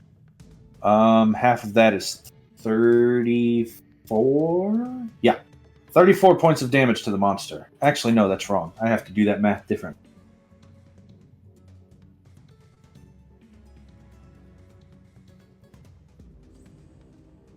Okay. Okay, so 19 cuts in half to 9 plus 6 plus Right, because it's rounded down. 9 plus 5 plus multiple attacks. 8 plus 5. 42 points of true damage to this thing. Still pretty good. It is bloodied and it lashes out at him. Oh, that's the wrong character sheet. It makes a constrict attack. With a nat 1, it is then going to try to move away, back into the water. Provoking an attack of opportunity from Caius at advantage because of flanking.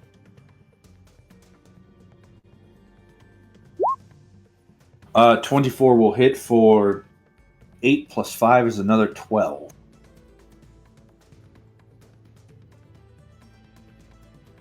But it goes into the water and vanishes.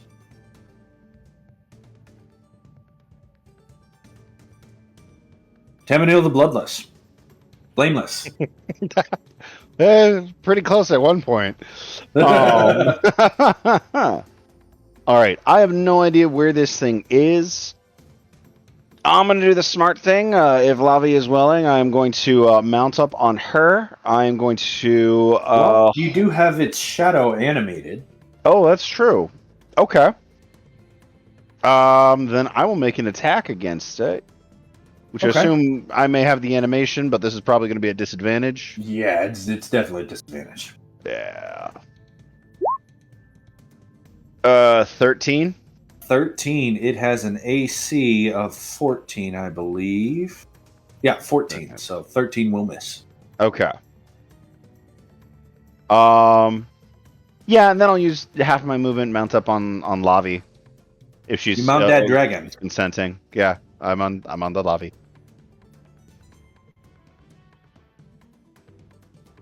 Anything further? That is gonna be turn. Yeah. You turn around and you see Caliana walking upon the surfaces of the stormy waves. What would you like to do, Caliana?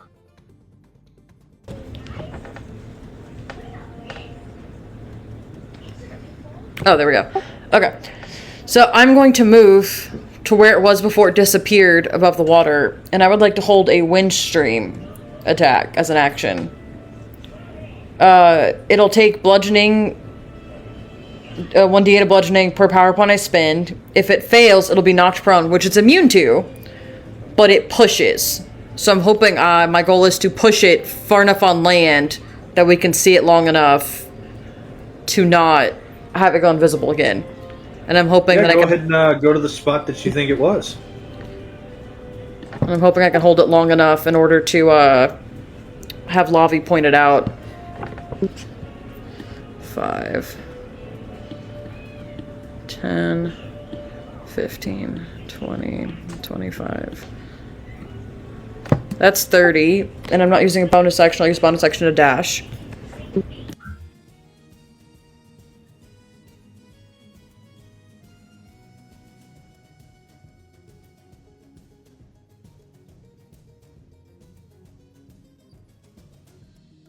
Alright, so you go there.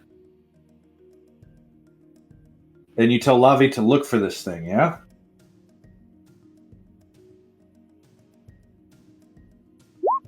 She does not recharge her breath weapon, so she will make a perception check. She says, "There it is."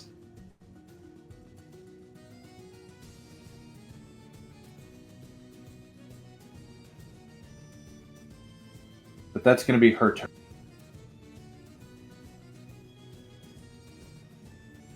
Caius.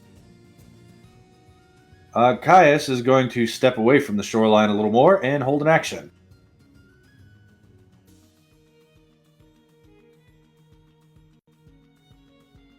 Lavi yells, "Here it comes!" And it pops up and slams towards Tamaniel. Held action? I did not have one. I used Shadow Puppet. I'm referring sorry. to You're right. her. I will be quiet. No, she just said she was holding action for when she could see it.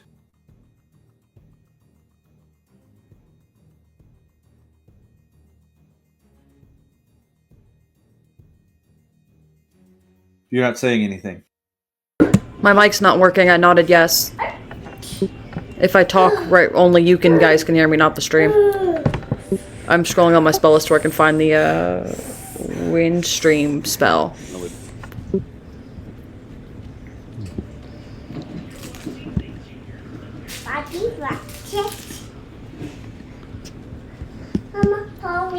Shh! Stop talking. That's the one. Alright, so on your character sheet, under the attack section, you'll see Wind Stream, and you go ahead and you cast it at the level of the amount of power points you're going to spend. There it is.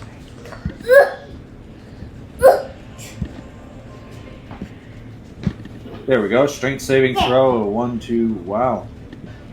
My goal was to push it on land, but I guess that works too. I think that you did something a little bit better. But with that, the din of battle fades.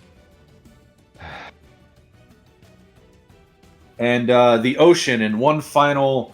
I can't believe it says this. But as the last one of those water weirds dies, the ocean sort of waves up and the wave crashes into your hands, Kaliana. And sitting where your hands were, the ocean has deposited... Let me get the number right. The ocean has deposited 6 pearls. Or beads. Are these beads of force? They look remarkably like force. I love these things. I hate these things. I'm so good with these things. I put them in my pocket. Yep, you have 6 beads of force. That's amazing. Thank you, Ocean, for your gift. And I put them back in my pocket. I love that item. See why I made that face earlier? I love that item. Oh, man. Especially when I do my ice sheet on the ground, and I put them all in hamster balls. We just push them and ping-pong them across my ice. I will add beads of force to your character sheet quickly. Ping-pongs of force. Oh, they're terrible. I hate them so much. Like, oh, this can't be that bad. Sure, whatever. The adventure gives them some. Fine, I'll give them that magic item.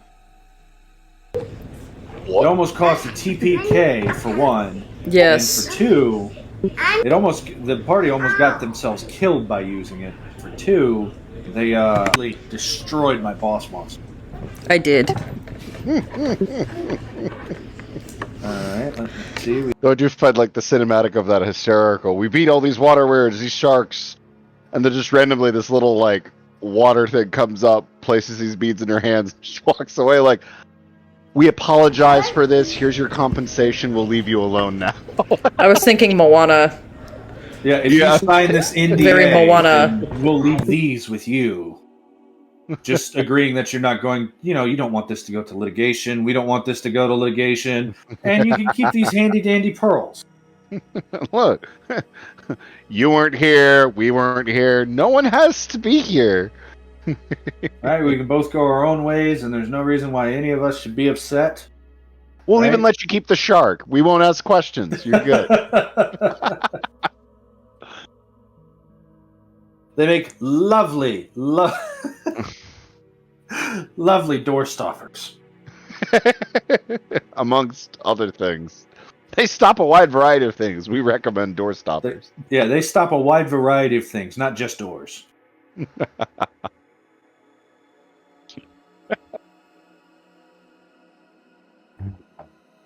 But I'm going to guess you guys are going to move towards the shore. Probably. Unless you want to wait. All the treasure starts emerging from the ocean. Yeah. For your sake, I'll say that when Tam and Eo got teleported, the disc didn't get teleported, just very quickly, tried to catch up with it. Instead of just vanishing and everything it holding disappearing. Oh, frick. I keep forgetting I have magical balance now. Could have used that more than... That would have been great. That would have been great if I had remembered to use it. Oh! Yeah, because, you could use it on your friends. Yeah. Balance your friends. Balance yourself. Balance whatever you want. Can you use it on others? Yeah. Oh, okay. Within the range. I think it's 30, 60 feet, something like that. But you change the rolls to a 10. A little check. I think that might have changed. Let me check the UA version of it. I think it might have changed. Anyway, carry on. Either way. Oh, wow. Oops. There we go. Maybe? Where'd he go? Did he get covered by a dragon? No. No. Where'd he go? Did he just vanish?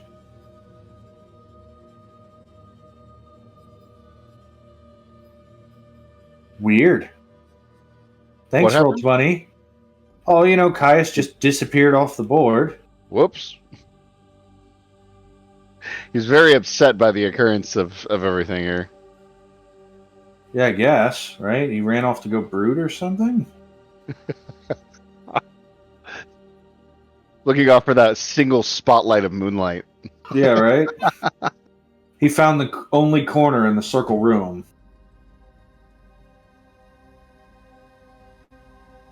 Okay, I did that once. I was starting a campaign and everyone was like, "Oh, I want to go sit in the corner." I'm like, "The room's made out of a circle, edgelord. It's a circular room. There are no corners."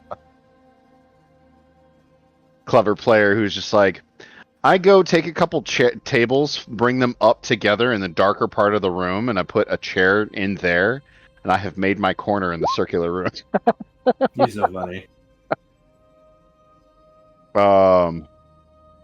But yeah, no, it does look like though the magical balance. I checked UA and I checked the updated version of it. Looks like it's just me. I can only use it on my own rolls. Well, that's still really good. Yeah, that's still great, and I should have used it. All right, you heal Caius. He is back to full health. 9 + 5, so that's 14. And then Caius will send 3 bolts of water to you as you heal. Same time as he uses the droplets for an extra 14. So 28 altogether. Is that 39, 47? Okay. And I'm going to. Anyone else need healing?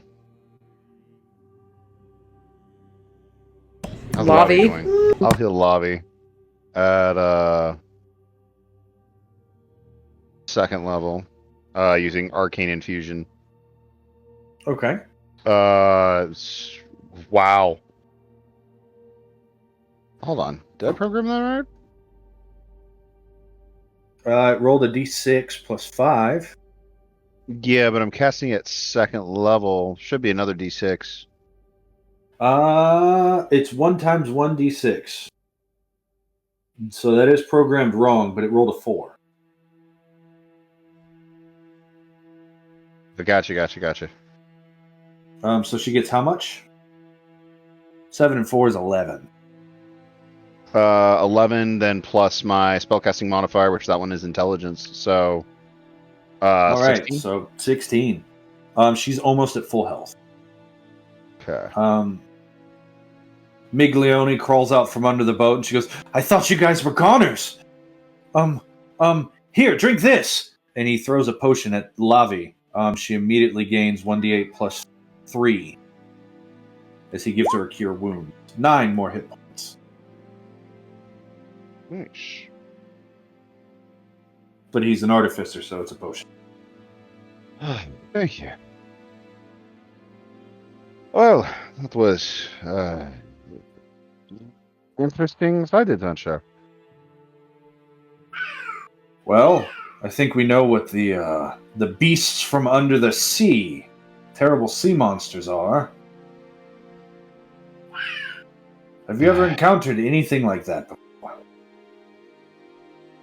Have I encountered any attacks of elementals or anything while I've been on this island? Elementals you've seen crashing into and attacking ships, actually. But you haven't seen any eel folk before. I have not seen the very disturbing eel folk who have the voice calling for help, but I have seen some of the elementals. From some of the excursions brought me closer to the shore, and I was able to see them attacking ships within sight. It's one of the reasons why we haven't tried to swim, as you mentioned before.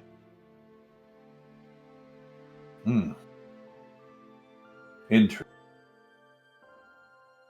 Is this common for the I was going to say oceans, but this is a bay. Is this common for the bays of your world, the bodies of water, for these elementals to exist? Not at all. So this is a recent thing? Or Something's calling the ocean itself. And it's not me, which is even worse. Or maybe even perhaps a defense mechanism. After all, the prison is open. What if the world itself is trying to prevent whatever is in there from getting out? That is a terrifying proposition. Whatever is in there, even the world itself fears it. Was in there. We saw it leave. It's a little too late.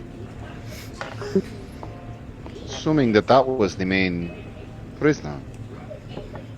Or that all of him is out. Again, the pauses for a moment as he catches himself. The beings of which I spoke of the other day are beings of chaos. Who knows what might be here? What might be within that prison? Truly, anything would be on the table, so to speak. Oh no, I saw a dragon with a rider. Yeah, I was gonna say that's pretty. I'm not entirely sure that those chaos beings that you're talking manifest as a dragon rider. I find that doubtful as well. There's only 4 limbs at most.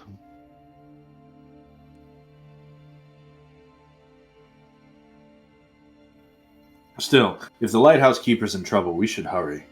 Are you Maybe fighting fit? But relatively speaking, if we are able to take a short rest at some point in the near future, I would be much appreciative of it. But I'm capable. Maybe we should get into the lighthouse then. They also may have information about what is going on exactly.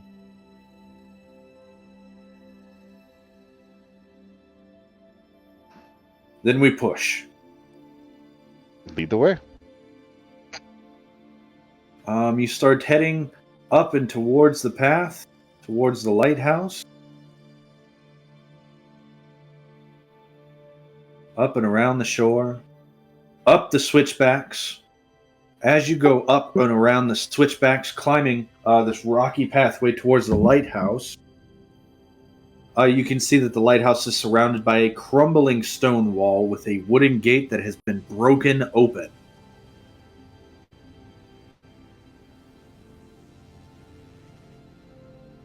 And this looks recent. Yes. Hmm. As you go through the gate, You can see that the lighthouse door stands before you all. Actually, I'm sorry, the door is over here on the left side. And so is the gate. You can see the little gatehouse there. But that gate is broken, and you go up to the door. And as you go to open the door feels barricaded. Well, really two choices here. Do we break open the door, or do we go for that window? Always the window. It's the least suspected. And I'm gonna start climbing, unless, well, then I actually start climbing, and then I'd probably look to Lavi and go, wait. You can fly. Can you give me a lift? She cannot fit in that window. No, but she can lift me up there. So I don't have to use a climber's kit. And she can fly me up there, and I will jump from the dragon to the window ledge. The window ledge that's about that big. Okay. That is quite an acrobatics check. Yes, it is. By all means, she flies you up there, and you launch yourself, jumping off of a dragon, 80 feet in the air. I still have Cloak of Air up. Lighthouse. Awesome. Make an acrobatics check. You need to make a 20 to land this jump.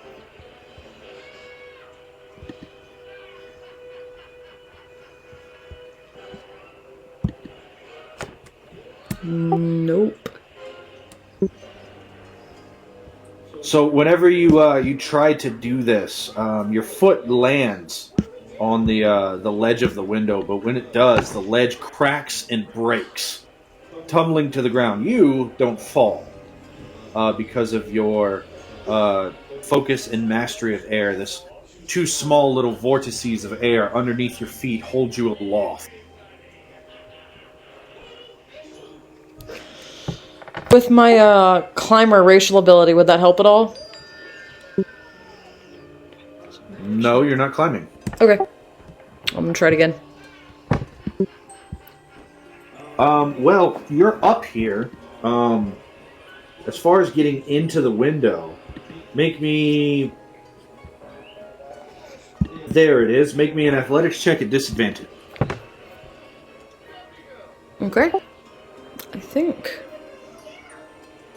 I thought I had advantage because of something, but I don't remember what that was, but it's so straight... That's for climbing. Okay, yeah, so disadvantage. Okay. But you're not climbing. No, I am not. Let's see. Athletics check. 16? Oh, he dies. Very nice. Yep. A 16. You managed to smash out and through this window. Perfect. All of your friends are still outside. I am going to now use the climber's kit that we took from the orcs, because they each had one. And I picked some of those up, and I will secure one so they can start climbing up now that I am up here. Okay, 1 second. Because with enough rope, they should be able to scale it pretty easily. And then I will just let Lobby in through the bottom. I was going to say, let me know when I have a moment. Yeah, go ahead. As I'm watching her do this, I look over at Caius, I look back up at her, I step forward to the door and I just kind of knock on it. Is there anyone inside? Hello? Help! Someone sent for Help! us. Help! Help! Help! Help! Help! Help! Help! Help! You need help? That's what you hear.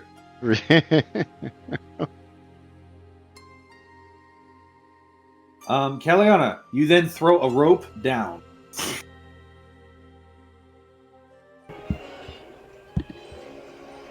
Lavi reaches a claw towards you.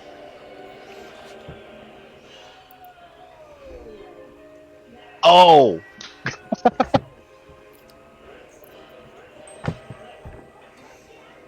What is she trying to do? Reaching a claw towards you. I'll take her hand, I guess? She immediately turns into a little girl and plummets. Ah, okay. And I will Make an hold her. athletics check. Okay. Ooh, I really need to not This drop one her. is at advantage. Thank goodness.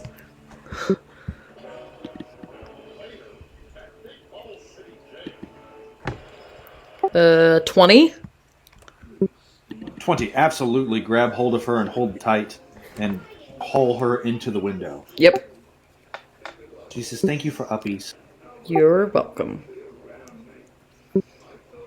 And I will hold my hand out to help whoever comes up first, whether it be Caius or Teminel. After you, priest. Just one moment. Can you say anything other than help in there? Do I know who I'm speaking to? Can I know who I'm speaking to? You don't hear anything further. I have a feeling those things are already inside, Caius. Alright. Up I go then. I will attempt to climb. Athletics check DC 5. Okay, rolled an 18. Oh, actually, 22, because you said I can have guidance on, basically, outside of combat. Yep. As long as you're not concentrating on anything else, are you dropping concentration? Well, you weren't concentrating. Tensor's floating disc is a ritual, so that thing's just floating. Though it's going to have a hard time getting inside. Before we do this, I'm going to find a good spot to sort of let it rest. You're fine. Yeah, it's not coming inside. Yeah. We could make a Loney watch it while we go inside here. Maloney will gladly watch your pile of treasure and not take a cent. You know, I trust him with that. And he even says to you, he says, do not worry, I will not skim a cent off of the top, not even one. The dragon will count. You don't have to worry. But I believe you. Or else my name. Dragon? Yes, the dragon will count. Belongs to the dragon. Yes. Okay. Okay, yes. Yes, you can count on me. If the treasure is kept safe, you will win a dragon as a friend for life. If it's not safe, I can't guarantee your safety. You'll win a dragon as an enemy for life. Choose wisely, my friend. It will be a very short life, to be honest. And yeah, climbing up. I also relay what I my suspicions from the front door to Kaliana once we get up top. What do you say? Kaliana, I have a feeling those things may already be in here. When I knocked on the door just to see if there was any response, all they could say was help. And that eel from the shore, that eel person from the shore, that was all that they could say. I asked them if they could give me a name or something, and all they could say, all I ever heard was help. Well, given our entrance and polite knocking, they probably know we're here now, so we should prepare for an attack. If you have any big, showy magic, you might want to do that first, before we all stand in the middle of it. And I can boost the resistance of someone here. Because I recall that that one on the shore was able to do a burst of lightning. I can potentially give someone here resistance for that, though I will need to concentrate on the spell. I'm naturally inured to lightning in that matter. Very well. Kali. Oh, right. Apparently, she's not interested. She just walked off towards the door. Oh, you came back. Well, let me set your stage a little bit. So, as you go and you come into the window, you are on the spiral staircase, and it extends upwards and it extends downwards from where you are. We should probably clear the way down first before we get attacked on both sides, is my thinking. Okay. I'm going to use Adam to the Red Robes, because I believe I can cast this once without a spell slot. Yep. And I'm going to cast Fiend Flesh on myself. So you see as Teminel kind of brings his hands together briefly, and then his skin shifts in color, becoming red, almost scaly. Very much more heavy browed. As I now have resistance to cold, fire, and lightning damage, and I am immune to poison damage. Nice. He is a very awesome skill. Kaliana vanishes out of sight Yep. as she turns invisible. I stand up against the wall and I stop moving, and all of a sudden I vanish. You just see her chameleon away, and then she's gone.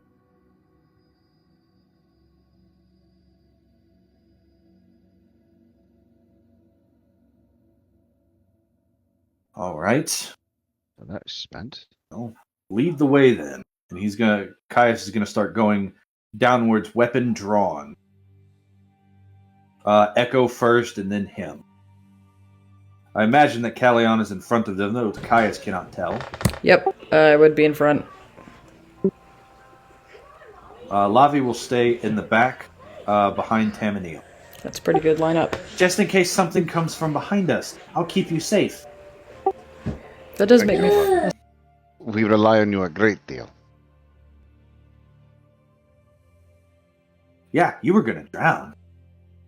I know. I didn't know that the ocean hated you. Honestly, I've never really thought about what it would be like to drown, and I'm very much possibly having an existential crisis that I can't actually confront in this moment.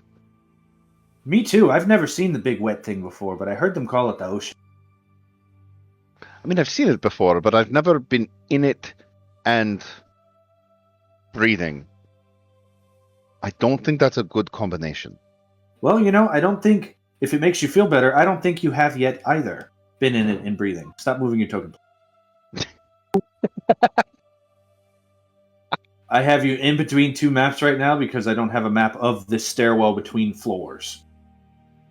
Gotcha. That big circle, that's one map, and the other circle is another map. You are in the space between. Welcome to the GM's.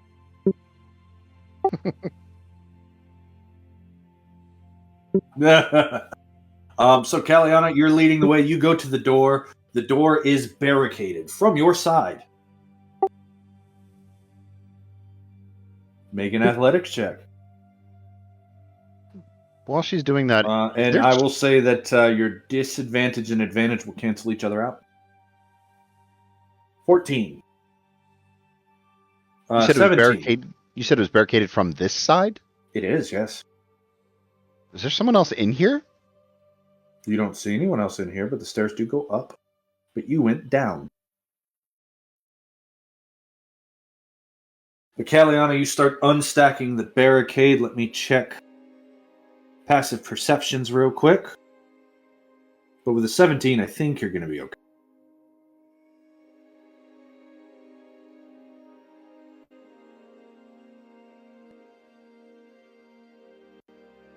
Yeah, you undo the barricade. You don't hear any sounds from the other side.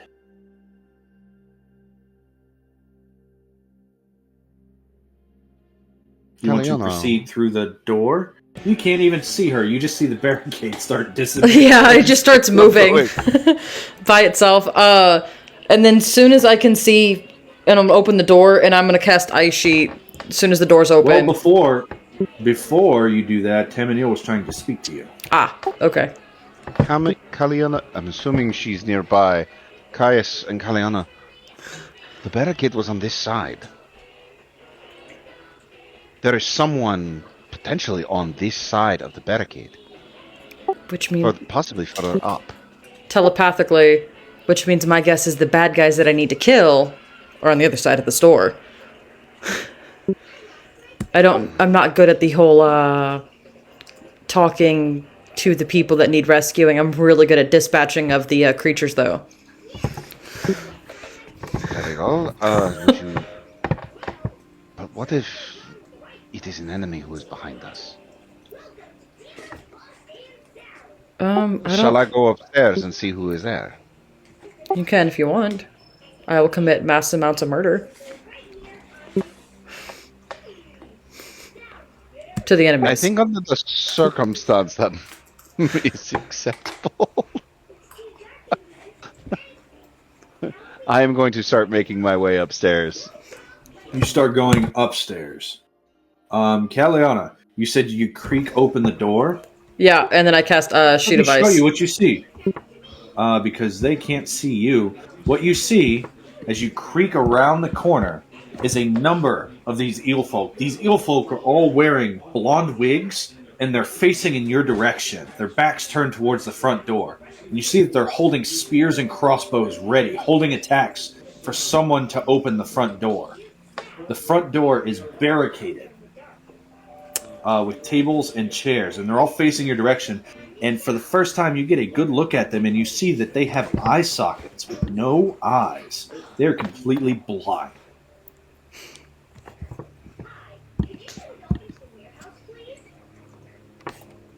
Yeah, I'm gonna cast Ice Sheet. Yep. All right. I think it's a 20-foot radius. And I'm going to make them fall on Their their clever butts. ruse. Well, you only get to do one thing, and then initiative gets rolled. So hold your horse. Yeah, Ice Sheet. That's all. Yeah, I'm aware. Give me a second. Okay. Take your time. Yeah, 20-foot radius.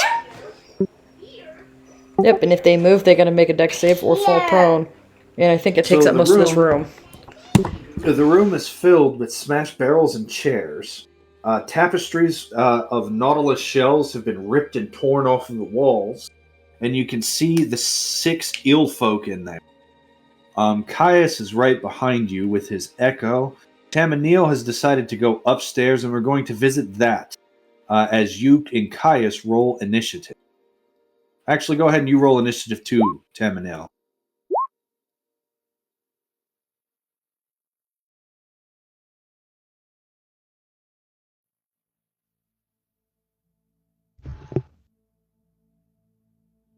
Ooh. That's a good contrast to the nat 1 from last round.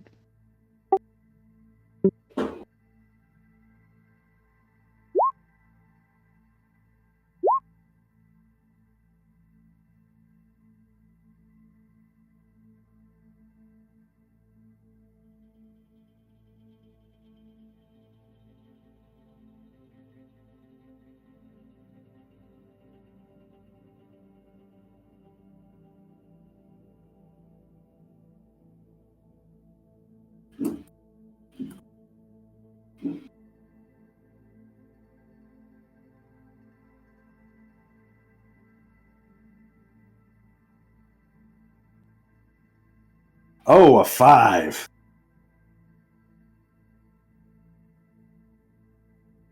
Yeah, I'm way down there.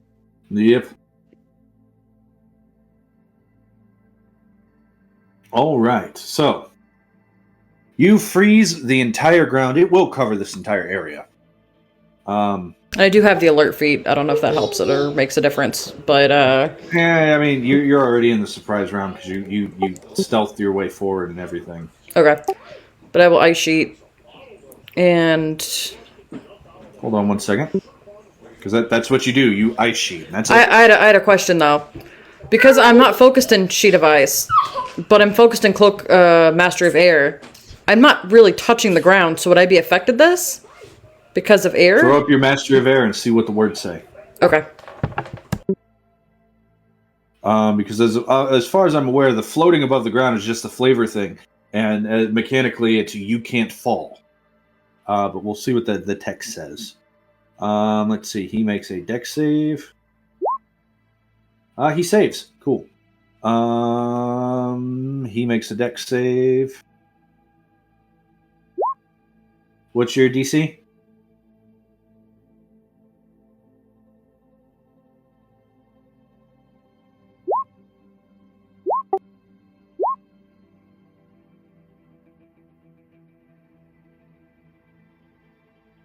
$15.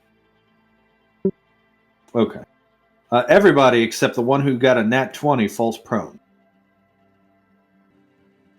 And you ignore difficult terrain when walking.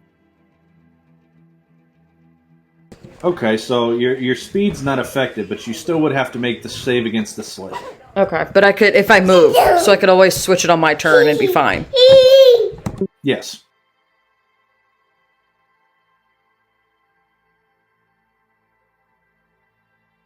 All right, so you cast this. It's not concentration, I don't think. It's there for 10 minutes, right? That's horrible.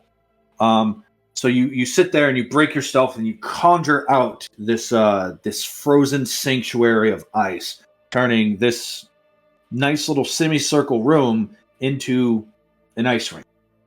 Tamanil, as you go towards the top, you see that at the top there is a large iron door. Whoa! Ah, I told you it's just going to cover the whole area. And the ground explodes. Well, I mean that spells a huge radius. It's like a 30-foot radius or something. Yeah, So I it's want it. 65 feet across in every direction. Yeah, I wanted a pretty We picture under us, understand that the floor is but covered in ice. I know. I just wanted a pretty blue picture. It's bigger than my map. It is the map now. Okay. So I make my way up there. There's a huge iron door, you said. Yes. But you're able to make it to the top of the stairs whenever you feel time slow down for initiative for you and Lavi, and you hear her yell out the words in a blast of frozen air. You feel. You're able to do one thing up here before combat starts.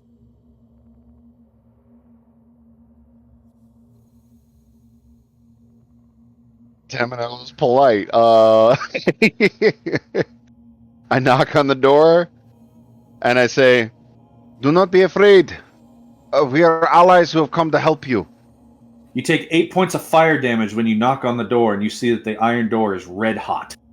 Reduced down to 4 because I'm resistant to fire right now. Okay. Ow! Damn it! All right. But I mean, that'll. you say what now? I say, do not be afraid. We are. What is it? Do not be afraid. We have come to help. You hear a voice say, "Have you killed the monsters downstairs?" Not yet, but that probably. I'm not opening the door. All right. There's your opportunity. That's it. Okay. All right. Lavi, let's go watch the slaughter.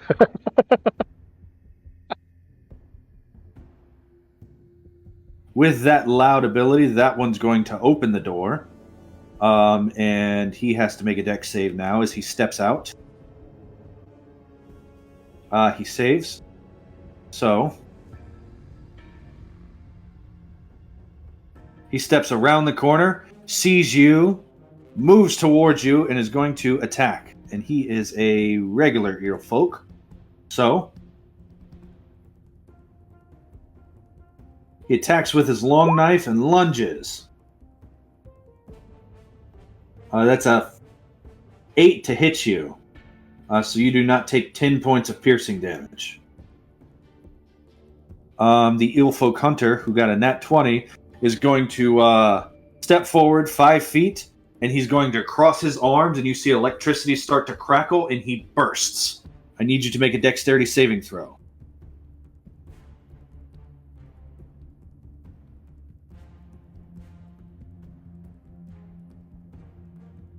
Let's see here. You got an 11. That's a fail.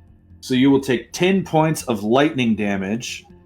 The Echo will take 5 points of lightning damage. It's still up because of Temp. Caius will take... Here we go. 15. So that's 5 turns to... Or 10 turns to 5 turns to 2 points of lightning damage to Caius. All right, did you subtract your health? Looks like you did, but he bursts. Each of the eel folk chooses to fail the save. And they gain 10 points of temp. Then he's going to finish his attack by lunging with his knife. 12 and 15 do not hit Caliana for 25 points of damage. Not quite 25. What? 10 and 11, 21 points of damage it would have been. But he doesn't manage to hit. Everybody else is no longer surprised. That brings us to top of the round, Caliana.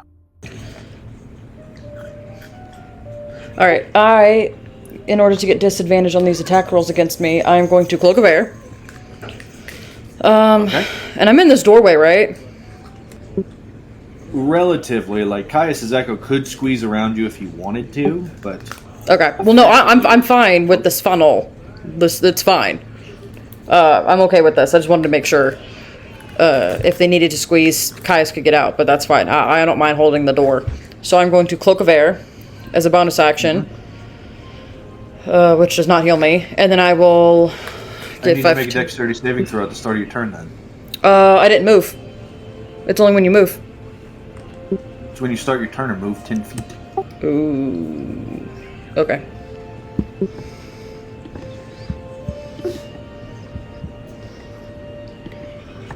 $24.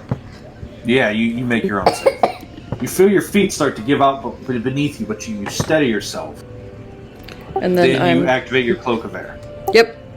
And then I am going to attack one, and then on my next turn I will bonus action switch focus. So let me attack one. You attack the prone one or the two attacking it? The one prone one because I'll have advantage. You will have advantage and sneak attack that way, yes. Mm-hmm. So a crit. So I just get my PowerPoint. Yeah, back. that's what? That's 22 and 12, so 36 points of damage to that one. Psychic? Yep. Oof. That is one of the larger, tougher looking ones, and he's bloodied in that single hit. Damn. Murder. Mass amounts of murder. Yep. He's bloody. That's my turn. Alright, this guy makes a dex save. Falls prone. He's going to try to use half his movement to stand up. Does not. Going to try to use half of his movement to stand up. And stands up. Very wobbly. Whoop, boom, whoop, boom. Stands up, and then he's going to make a single attack against you. Because he can't use his big stuff. Let's see, that's a 20 or a 10 because advantage and disadvantage cancel out. A 10 will not hit you. And then I'm going to redirect it as an action into his buddy that is prone. Oh, but if it's against the one that's prone, then it's going to be at advantage.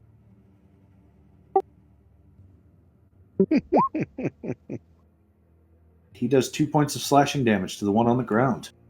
As the winds that surround you catch hold of the knife and drive them into his friend.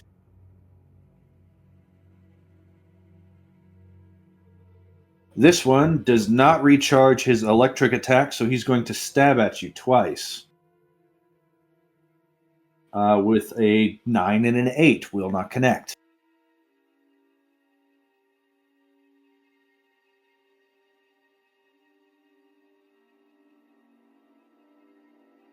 This one steps onto the ice. They don't know what ice is. They've never seen it before. He makes a dex save. I said he makes a dex save. Oh, they already rolled it. A 7. He falls prone. When he hits the ground, he crosses his arms, and you see the electricity crumble or start to crackle as he explodes. Make a dexterity saving throw. Each of the eel folk around him choose to fail the save.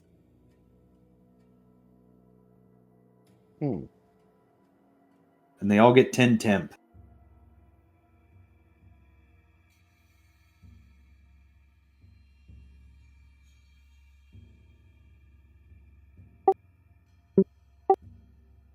What are you doing?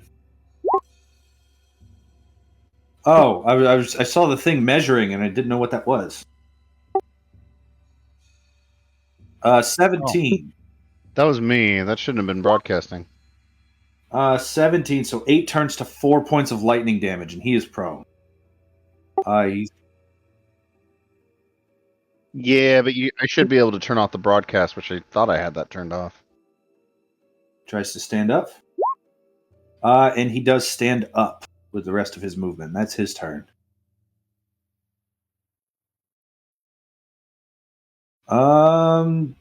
Let's see. This one can't do anything because he's in a room, so he's going to hold an action. This one tries to stand up to shoot. And does not.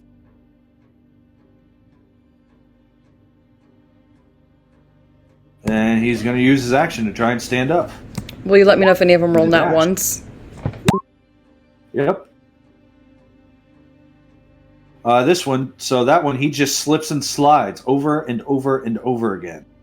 Caius' turn. Caius directs the echo to move 30 feet on its turn. It's an object, so it does not slip because it just moves over because it's an object. It moves right there, and it's going to make an attack at advantage with the action. Just when you thought Echo Knights were good. And he crits.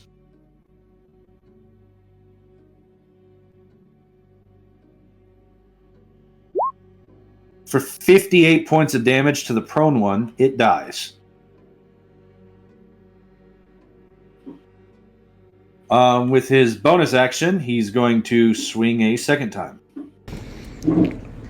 What's terrifying thought is if Tamanel and Lavi can't see us, they just hear the screams, and I imagine it's like Anakin with the Tusken with the Raiders, when he just goes around murdering all of them, and all he hears is screams and just flashes of light and just.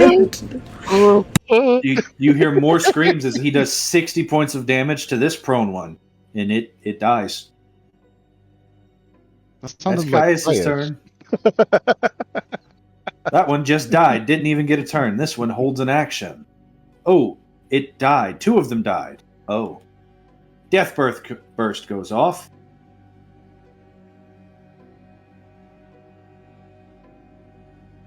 So, I need Caliana to make a dexterity saving throw.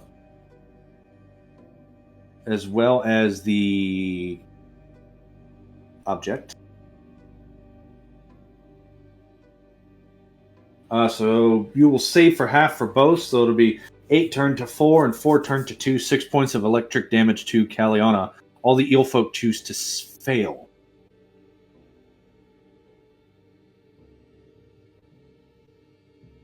I should know how this works.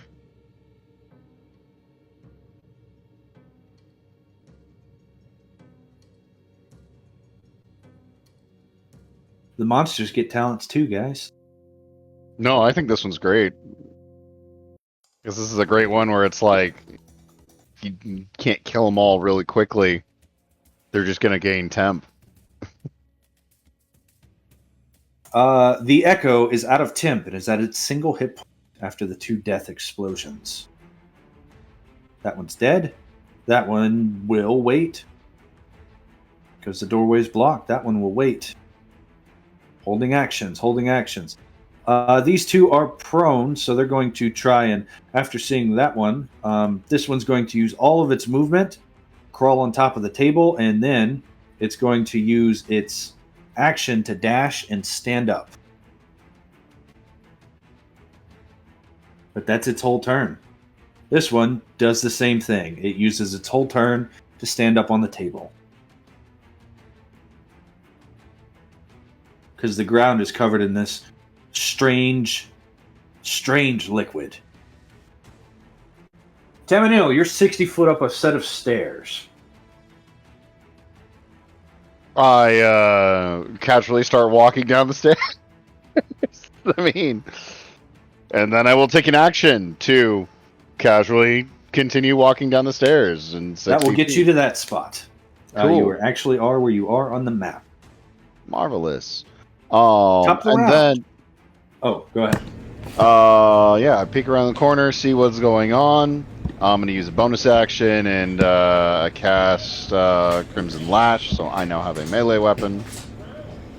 Using my last first level spell slot, and I'm going to hold position behind that corner. All right. Kaliana, top of the round. Would you like a minute? No, I'm just gonna keep murdering.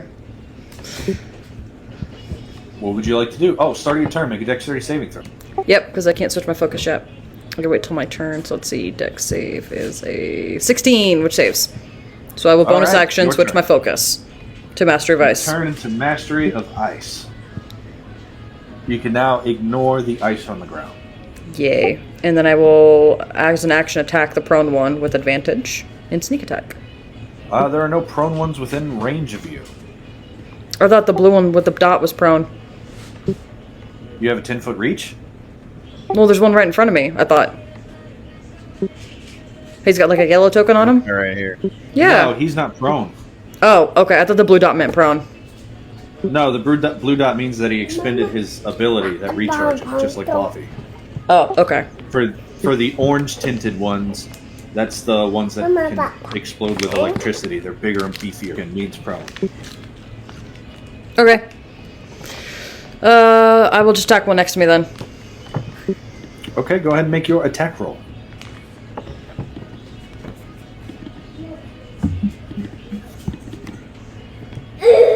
That's 3 attack rolls. The first one of those was a crit. For 16 plus 9 is 25, plus 3 is 28 points of psychic damage to him. Am I able to see him around the corner? Like around the doorway? I don't know how much my visibility is. She's attacking this one here. Let's see. Control L. Yes, he's actually the only one you can see, the one that she attacked. As she damages, I'm going to use a reaction and cast Thief of Vitae. I'm going to expend 2 of my Sanguimancy die to basically suck the life force out of him. Yeah, go for it. There should be a button. I remember programming that one. Yes, so that's detail. He takes an additional 21 points of necrotic damage. And don't you gain like 21 temp or something? Not just that, I gain, hold on, let me double check, make sure I got this right, but I'm pretty sure I gain actually more than that. It's the damage he took plus the necrotic. That's plus right. the necrotic.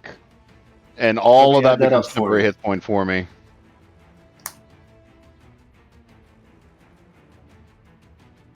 Actually, really glad that I used the Sanguimancy die on that, because the D8 might hit the hit die one was You gain horrible. 49 temp.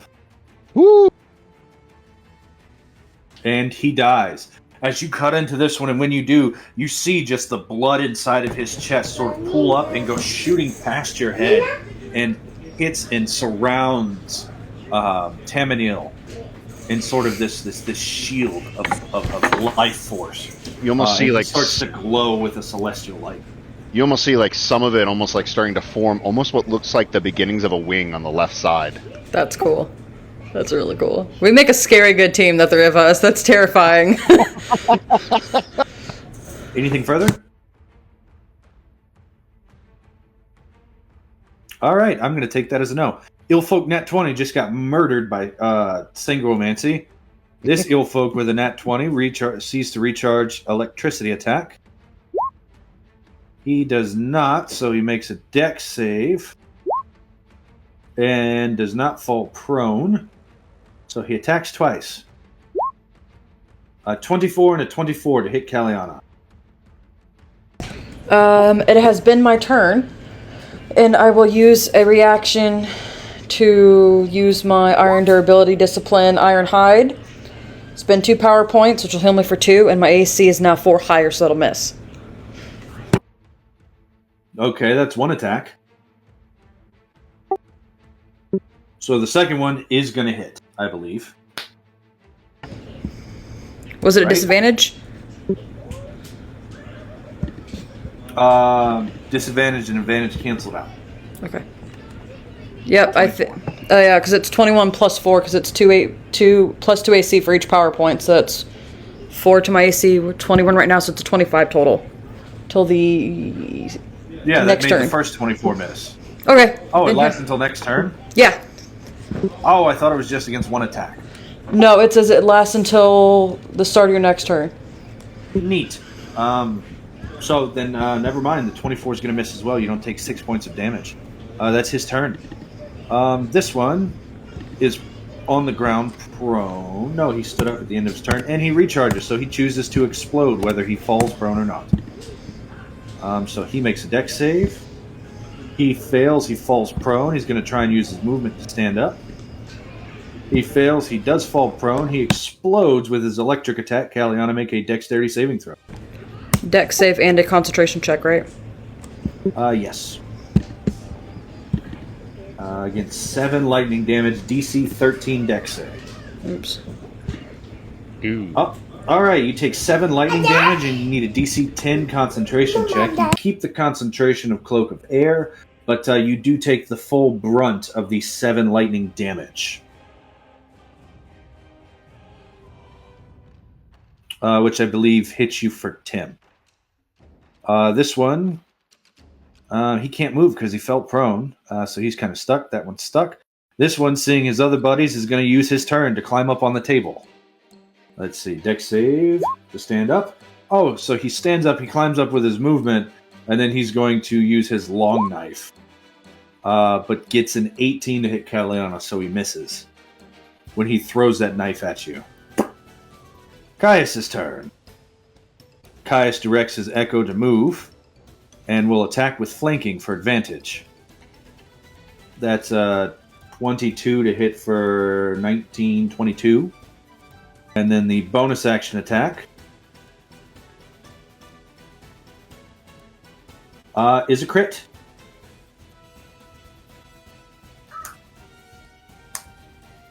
For 60 points of damage.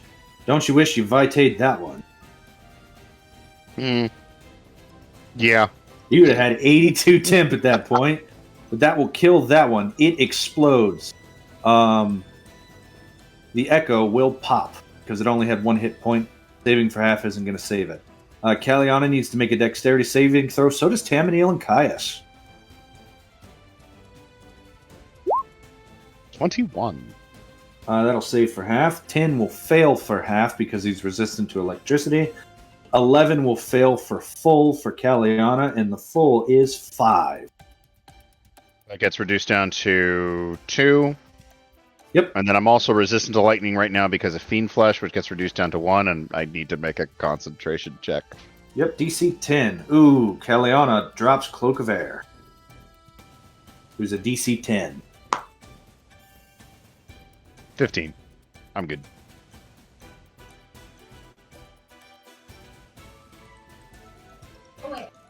All right, but that is Caius' turn.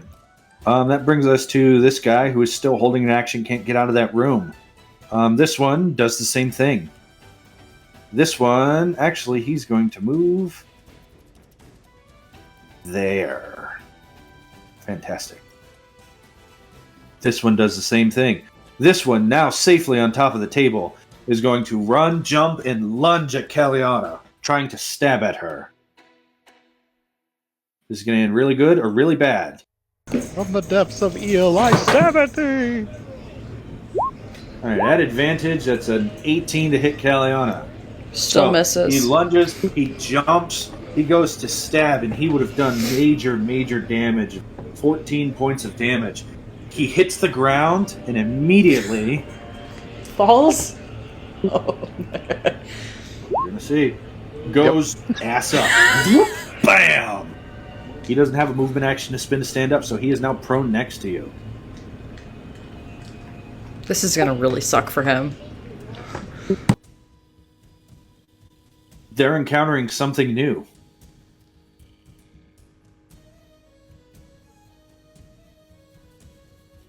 This one launches himself at you, doing the exact same thing. So, lunge, long knife, dex save. That's an 18, once again, to hit you. Still but this misses. one hits the ground and slides into place. He does not fall prone. With a 20 on the dex save. But you do not take the 13 points of slashing damage. Tamaniel. I'm going to clear some corpses out. Just they exist, but I'm just clearing up the board a little bit so you guys can see things a little more clearly, okay? Alright, so there's a wall immediately there. Yep. My weapon does have reach. Am I able to spot this guy down on the floor? Let me see how much of him you can see. Control L. Ooh. You can't see him at all, really.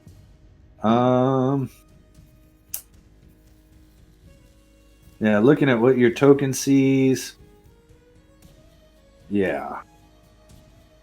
Unfortunately, you wouldn't be able to see him. Okay. Yeah, I think I got Caius's vision, or Caius's echo vision as well, so I can't see the whole... I can see the whole room. So I'm not sure everything that I can see. Really? Yeah, I don't know why. Oh, okay, yeah, because there we go. All players control it. Now you can't. Thank you. Okay, but I can see this little mother trucker. That little mother trucker. Yep, he's standing on a table. I cast Thorn Whip. Make an attack roll. You know what? I've had great experience with this already today. Yeah, and he doesn't even have cover. Oh, it's a nat no. 1 though.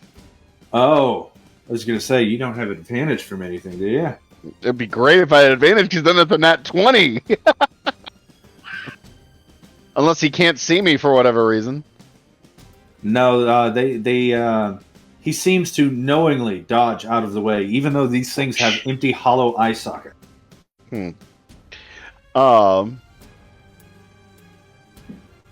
Yeah, that's gonna be a turn. Right. I can't really push in the room too much. I can only see him and this other weird big guy. Yep. Off to the side.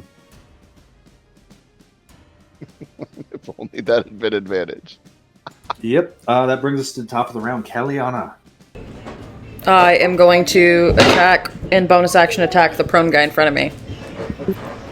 Very nice. Make a roll at advantage and sneak attack for the advantage. Ooh. That's a crit. Yeah, it is. 6, 12, 14 points of damage. It is, and I regain more psi points. You do, because you're a vampire.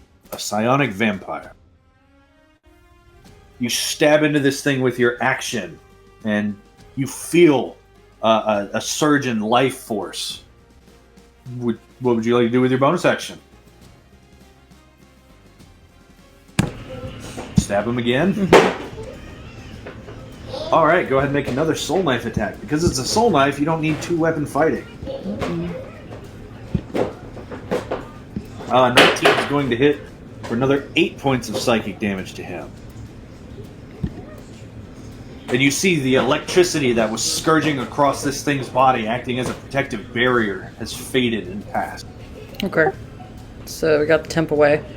That will be my turn. That's action, bonus action. I'm not moving.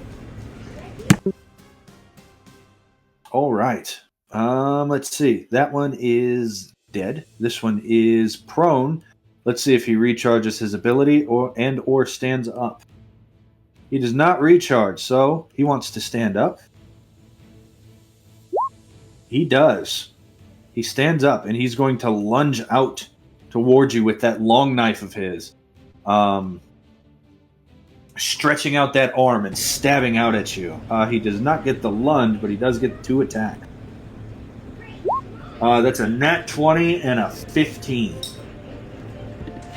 So the nat 20 is going to hit you for 10 points of piercing damage. So 5 true health. 5 to my health because I had temp.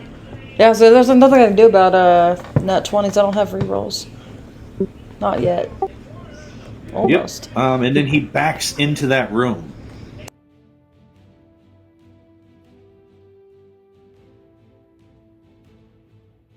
This one holds an action. This one, on top of the table, seeing the bad luck that his 2 buddies have, is going to step forward on the table and try to stab you.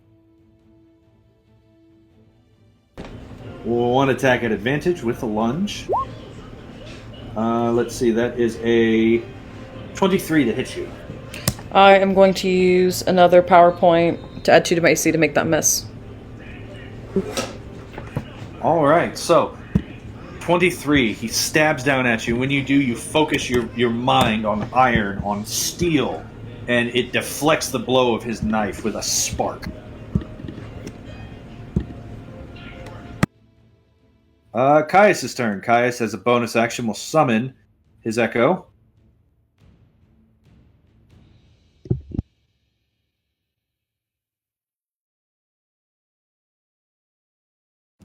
And he will summon it behind the guy on the table? No. He's going to fetch the advantage. He's going to go flanking with this guy standing. So Caliana has advantage as well. And he's going to attack with his action.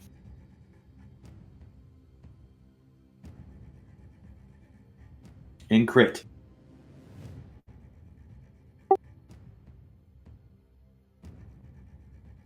Yeah, she's staying up by the door. She's a little girl, so she really can't do most of her stuff. He crits for 58 points of damage. Even with the temp, this thing doesn't have that much health, and it goes from full to dead as the echo appears behind it and just slices from the bottom upwards. And 2/2 of this thing hit the ground before crackling and exploding. The echo pops. I need Caliana, Tamaniel, and Caius to make dexterity saving throws.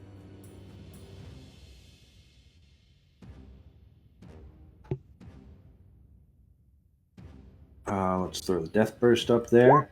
11 on a DC 13. So we've got a 12 that fails, a 13 that saves, and a 23 that saves. So Tamaniel will take 11, cut in half to 5 for resistance. Caliana will take 11, cut in half to 5 on a save. Caius will take 11, cut in half to 5 on a save, cut in half to 2 on resistance. And Fiend Flesh drops. So I'm no longer resistant. All right. Fiend Flesh goes down. This one holds an action. That one holds an action. That one holds an action. That one is prone. Him going to try and stand up. I'm sorry. I keep forgetting about this. Can I use Magical Balance to make that a 10? Yeah, if you want to. Okay, Fiend Flesh is still up. I need to remember I have that. This one dashes away and will try to crawl away from Caliana. You already used your reaction. So he manages to crawl into the room, though he is still prone. This one is dead. Tamaniel the Blameless. I cannot see anything from here, so am I able to squeeze past Caius and Caliana? Yes, it would cost double movement for there. those spaces. So 10, 20 feet.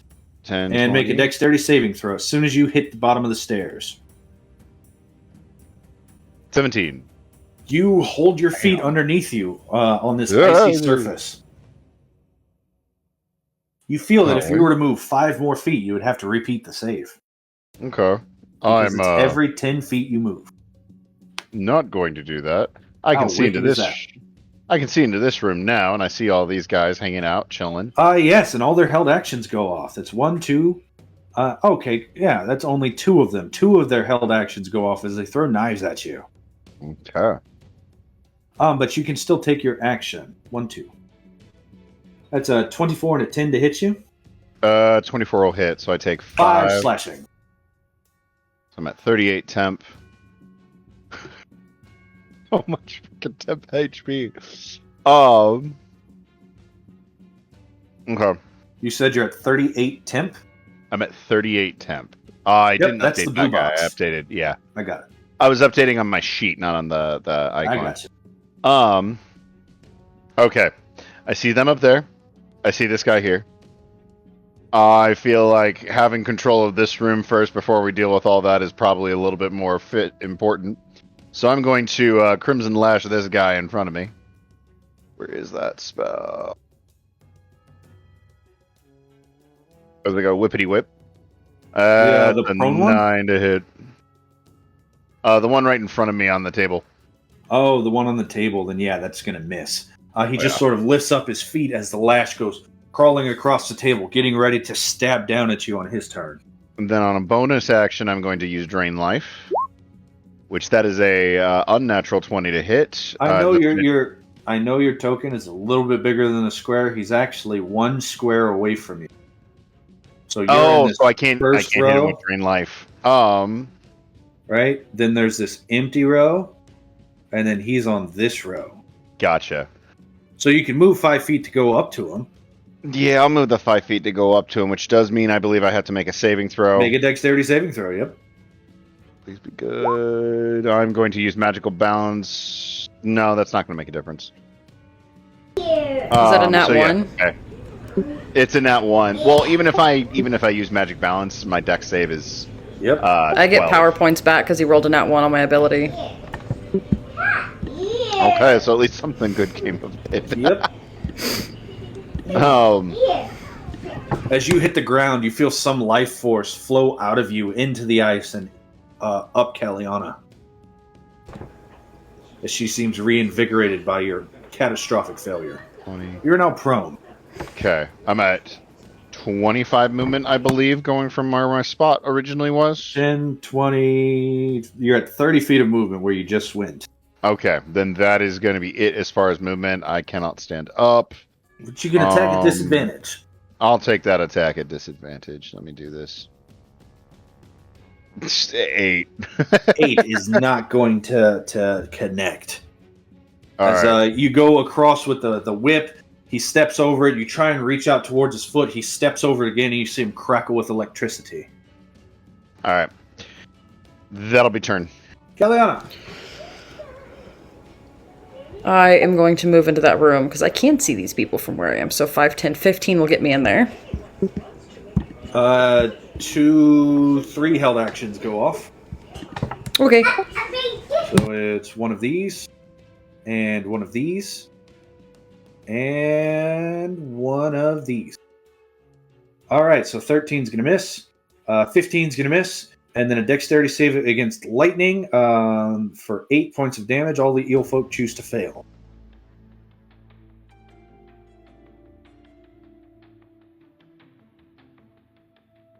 You save for half, so you will take 4 points of lightning damage.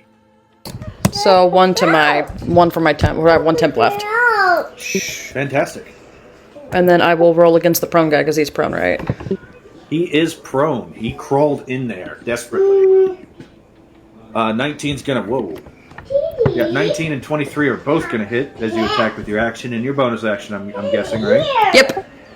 And that'll be 19 points with the first one and 6 points with the second one. So 25 points of life to him. He looks really close to dying. He looks really, really close to dying.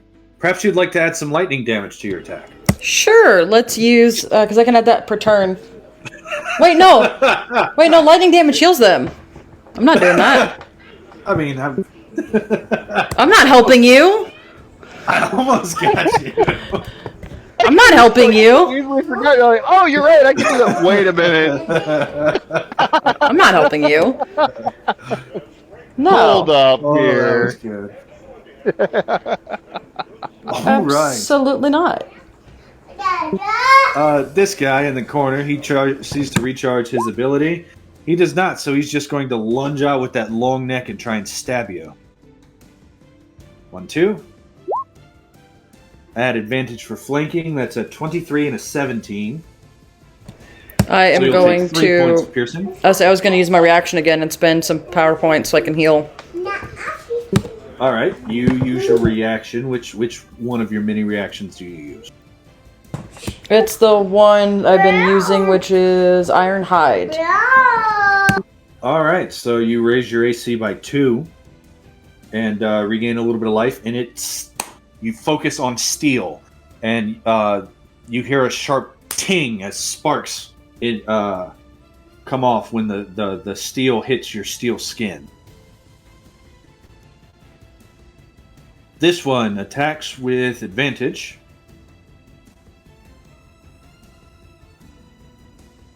One will miss now. This one on the table is going to stab down at Tamaniel. With a 19 to hit Tamaniel at advantage for prone.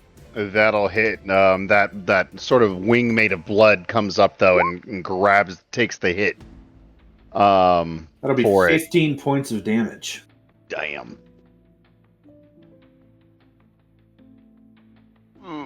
Okay. Gaius' turn. As a bonus action, he summons the Echo. The Echo can move 30 feet on its turn of its own volition. Well, on his turn. So 10 feet into that spot, 20 feet into this spot, and then it's going to, with an action, attack with advantage against the prone one. 23 to hit for a whole lot more than 1. So that one hits, and it explodes. Caliana, make a dexterity saving throw. All of the eels choose to fail. 8. You will take 7 points of lightning damage, and the echo bursts.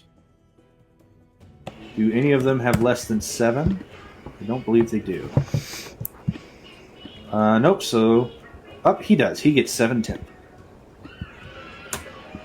Monsters get talents, too. Mm-hmm. That's Caius' turn. This one stabs out at Caliana. With an 11.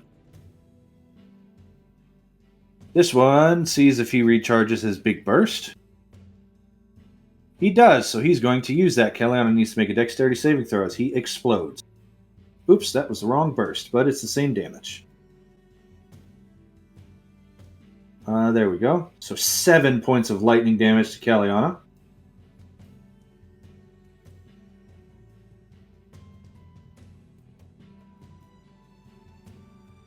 This one reaches out and tries to stab Caliana with his long knife. 13 to hit. This one is dead. Tamanil the Blameless, you are prone on the ground. Use half my movement speed to stand up. I believe that Make a dexterity saving throw. Yeah. 15? You save, you stand up. Your feet are not very steady underneath you. And I whippity whip this guy in front of me.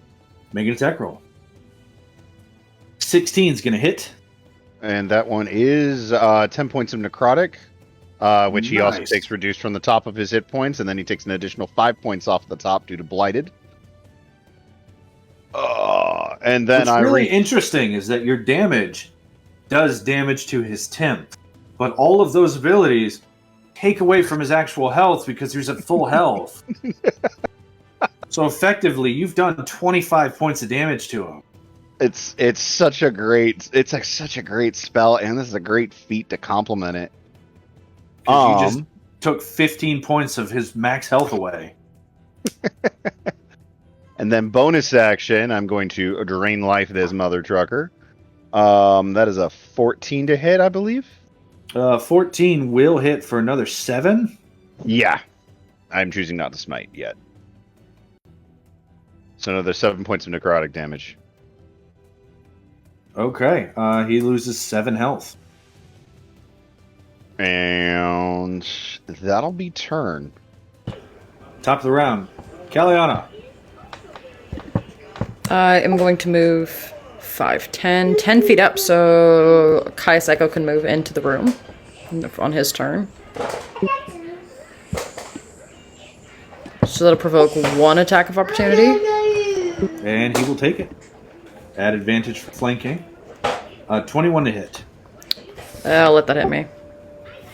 You will take 4 points of damage. What would you like to do? 1 temp, and I'm going to take the soul knife twice. 14 and 18 both hit for 8 plus 5 is 13 and 6 is 19 points of damage. Which one?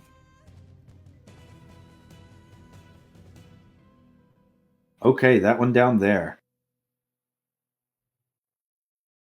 You tear through the temporary hit points he got from that electric field covering him protectively and do points of true damage to his health.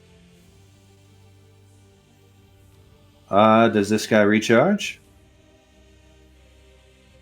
He does, so he's going to step over the corpse of his friend. 5, 10, 15, right there, and he's going to explode. I need to make a dex save. You will take 9 points of lightning damage. Do any of them have less than 9 temp? Yes, they're going to take the 9 temp. That is his turn.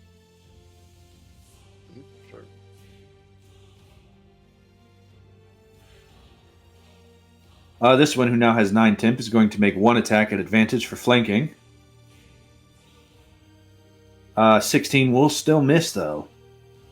This one on top of the table is going to stab down at Tamaniel, locked in mortal combat, with a 14 to hit you. No, I'm just dodging out of the way. Bloody Wing comes around and knocks whatever is the weapon out of the way. Caius' turn. Caius will summon his Echo. The Echo will move in, and then he will convert an action to a bonus action. He will switch places with the Echo.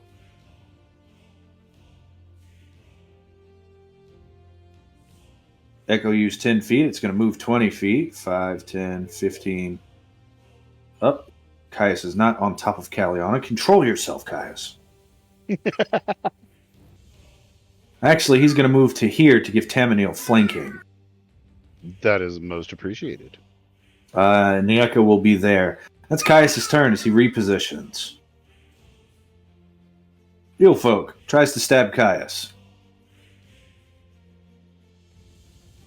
22, Caius will use his reaction for a defensive duelist, which allows him to attack and raise his AC by 5 against that attack. So he gets a 15 to hit. 15 will hit and deal 23 points of damage. All right, next Eelfolk rolls to recharge. And does not, so he's going to stab out at Caius at advantage. Caius locks eyes with Caliana as this thing tries to knock the life out of him. And then ducks, dips, dives, and dodges out of the way. This one is going to stab at Caius at advantage because it's got flanking. But a 13 will not connect. That is absolutely the plan, person who sent me a text message. That brings us to Tamaniel the Blameless. Make a dexterity saving throw as you are on this icy prison. Ooh. Whoop! Slam! But I get more power points because another net one. But let's be keen on what's important here. Caliana gets more power points. Yeah. Go ahead and make a dexterity saving throw as you attempt to use half your movement to stand up. You do stand up. All right. Whippity whip. At advantage for flanking. That is an 18 to hit. 18 absolutely hits for 7? Yeah, 7 necrotic. So 7 necrotic, then 7 from his top, then 3 from his top. And then drain life. Which he's dead. No, he's already dead. Oh, okay. Because of the health maximum. His health maximum was 15, and then you just did 7 from the top, and then 5 from the top. That's 12, and so the 7 damage you actually did had nowhere to go. So that so I have technically killed him without ever actually hurting him. Yes. Make a dexterity save as he explodes. Okay. Echo pops. Natural 20 for a 22. All right, you will take half of whatever I pop up right here. 8. Half of 8. 4 points of lightning damage. Make a concentration check. Which brings me... Okay. Caliana. Concentration check against action. Technically, you have the rest of your turn. You can move if you like.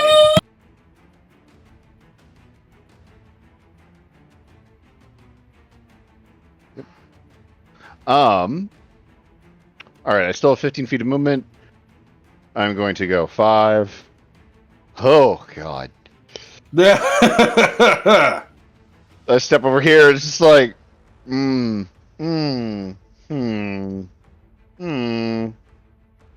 I able to reach this guy, or like around the wall? Like yeah, from if you the want doorway? To. Yeah, I'm gonna just kind of like reach in. You would have half cover, but I'm just gonna reach in, do a drain life attack real quick.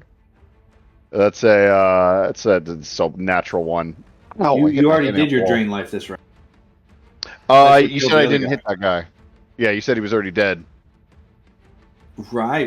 Yeah, you're right. I'm sorry. Okay. So then we will use. It's a nat 1 anyway. So. Yep. You drain the life out of the door frame as you hit the wood, and it just sort of crumbles and turns to dust a little bit. Caliana. Which guy was I attacking last time? Was it one of the blue? It's this one, the one between the two oranges. Yep, I'm gonna attack that one. All right, go for it. But a nat 20 will hit for oof, and there's an ally within 5 feet, so you do get the sneak attack. So that'll be 8 and 18 is 26 points of damage. Yep. Oof. All right, he is bloodied. He is barely standing. If it wasn't for that ridiculous amount of temp they all keep regenerating, much like you, he would have fell. But then you followed up with an 11, and an 11 will not come. Do you move? Do you stay there? All right, their turn. This guy sees to recharge. He does not recharge his useful ability, so he's going to stab Kaliana with advantage. Stab, stab. That is a nat 20 and a 22. I am going to use reaction to make the not the nat 20, the 22 miss, so I can heal. But the nat 20 will hit. All right, so you will lose 14 points from the crit. As you're focused on stabbing this one waits for the perfect moment. He jams his knife into your ribs. And then he goes and he comes down hard onto your back with his other hand. But when he does, you have a chance to think steel. And you tink, and it reflects off. But not before you cry out in pain. This one attacks Caius with advantage. 18 will miss. This one is now dead. Caius will... Oh, that's Kaliana's character sheet. Oops. Caius will spin an exploit. Cloak of Air? Yeah, right? I was like, why Hold does up. it say side points? That's not Caius. Caius is going to spin an exploit, and he is going to use a whirlwind attack as he just yells, Kaliana, duck! And he attacks everything within range once. With a 20, he will deal 26 points of damage to every one of these eel folk. That one dies. I foresee a few deck saves in my future. That one dies. That's 2 deck saves. And then, with his bonus action, 5, 10, 15 feet to right there, and make another one. 18, 25 points of damage with that. Oops, that was an extra one. 25 points of damage there. So 2 dex saves against regular ones that die. Death burst, death burst. So 9 and 5, so 9 turns to 4, 5 turns to 2, 6 damage to Kaliana. Do I need to make these saves as well? I think I'm within 15 feet of the ones who died. It's a 10 But foot, there's I also the believe. wall. Give me a second and I'll look. Caius fails on the 9, so 9 turns to 4. I'm scared. I rolled 2 nat 20s on my saves in a row. Nat 1s are coming. Yes, but you have half cover, Mason, so you get advantage on the dex saves plus 2. Huzzah. Alright, and that's 2 of them? Yep, so Ooh. 7 plus 2 is a 9. That's a fail against 9. And then a nat 20 will be a save against... What was the second one? 5. So 5 first turns one to gets- 2 lightning, and the other one is 9 lightning. So 11 lightning to Tamaniel. And 2 concentration checks. And that's with the resistance? No. Okay, so then that's just 5 points of lightning altogether? And then 2 con saves? 9 turns to 4, 2 turns to 1, so yes, 5 points of lightning damage, 2 DC 10 concentration checks. That is Caius' turn. I'm good on both. Huh? Alright, this guy, does he recharge his ability? Actually, he would have gotten an attack of opportunity against Caius. Doesn't matter. So he's going to step up, he's going to swing twice at Tamaniel. He's going to step up, stab, stab with a 17 and an 8.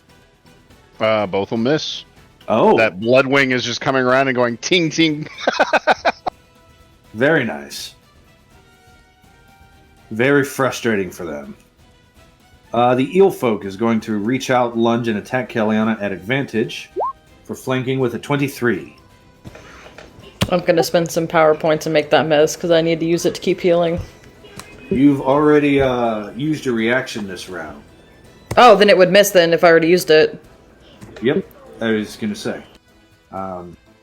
Something to keep track of, but yeah. So he reaches out and you think steel once again, reflecting the blow. Tamaniel the Blameless. This eel folk has stepped in front of you, its hollow eyes locked in your direction, its mouth open, ready to chomp on you. How badly injured does this guy look? Pretty badly injured. Pretty badly injured, and the other ones also look pretty bad in the room. Mm-hmm. Am I still able to, like, peer around him into the room? Yeah. Effectively, medium creatures grant half cover to everything behind them. Okay. I'm going to try not to meta this. So Tamanel is going to call out to Kaliana and Caius and say, if you had to choose between poison and necrosis, which would you choose? Necrosis. For yourself to take. Poison. I'm going to cast Magnify Gravity at 2nd level. Using my last spell slot. And because of Blighted, I choose to convert that into poison damage. So, where's Magnify Gravity? There you are, you persnickety little. So that one saves. These two fail. So that is altogether 17 points of what would be force, but is instead converted into poison damage. I choose the guy in front of me to take an additional, let's see, whatever damage he takes. Half of that he also takes off the top of his HP, because Blighted it applies to poison damage as well. So do I need to make that strength save? Yes. Okay, because I'm resistant to poison already, so save for a 4th? Yes.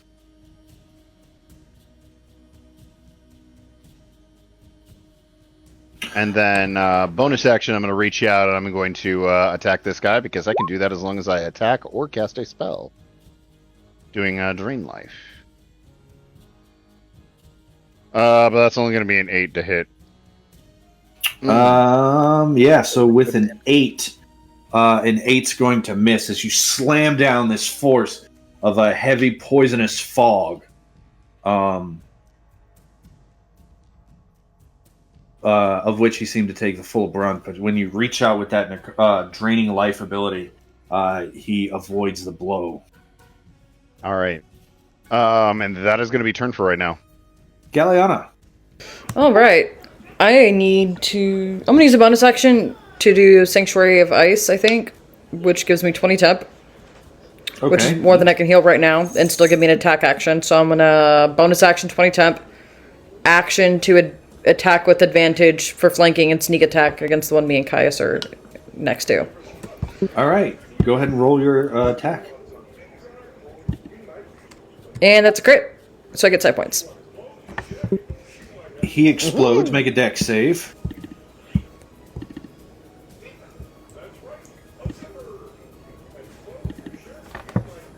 Oh, did I roll? Yes, 13. You did. You rolled a 13. I rolled an 18. And the hunter will... It's a DC 13, so he'll take half of this. 10 cut in half to 5. And Caius will take 5, 10 cut in half to 5, cut in half to 2 for resistance. As he just sort of does that Ray Park sideways twirl. The Darth Maul spin before hitting the ground, seemingly unaffected. This space in front of the one that's left, can I squeeze in that spot? Yeah, let me move some corpses out of the way. That way, Caius can move on his turn to flank, and we can finish this guy off. Yeah. Let's see here. Earfolk Hunter is dead. Eelfolk is dead. Good job. Caius is going to move into this spot here. Flanking with Tamanil, he's going to swing. At advantage for flanking. 26 is going to hit for 29 points of damage. And it explodes. Tamanil, make a dexterity saving throw. DC 13. 18. Caliana does not need to make the save, I believe. Let me double check. Yeah, you're 5 feet out of the effect. So 18 will save for half. You will take 5 points of lightning damage. Caius rolls an 11. 11 will fail, but he is resistant, so 10 turns to 5. He seems to have taken no damage from that blow. He ignores the first 5 points of damage from all sources. He will then continue his movement there with his bonus action swing with advantage for flanking. With a 21 to hit for 25 points of damage. Caliana, make a dexterity saving throw. As that one explodes. Told you it was coming. I told you it was coming. You both fail against the death burst. You will take 3 points of lightning damage, cut in half to 1 to Caius. He seems to be unaffected completely. Look on the bright side. You got rid of 2 of the nat ones that were coming all at once. And it was to my temp anyway, so I feel like it wasn't a bad choice. Bad choice there. Great, yeah. Caius will then, out of initiative, summon his echo as the din of battle fades. Oh man, I haven't had that much of a workout in a long time. That was great. Start like stretching my arms a little bit. I'm gonna start waiting, start healing myself a little bit because that almost took it out of me. You look that was really pretty hurt. good. Caius hit you with a thunderstorm. Great, thanks.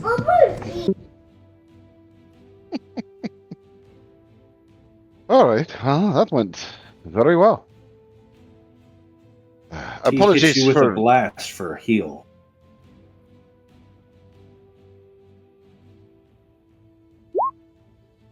For 24.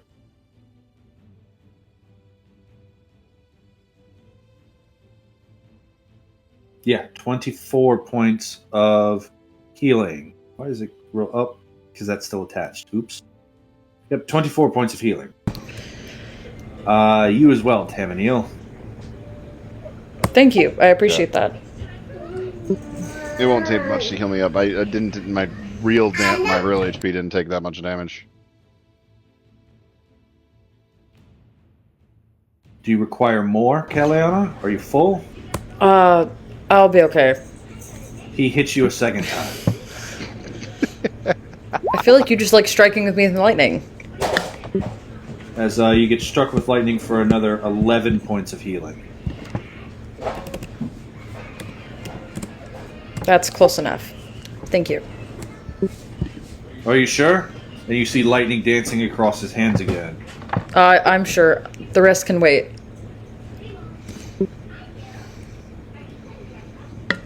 And, all right. Tamanil, I need you to make a dexterity saving throw. All right, because I'm still on the ice. Yeah, sorry about that.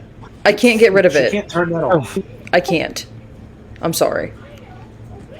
It's all right. I'm not. It doesn't injure me, so I'm all right for right now. There does appear to be, as for your information, there does appear to be an iron door at the top of the tower, which is being heated, I believe, from the other side by, I suppose, the last living person in this lighthouse. Lavi is up there keeping watch on the door. Well, let's go introduce ourselves then. Should we...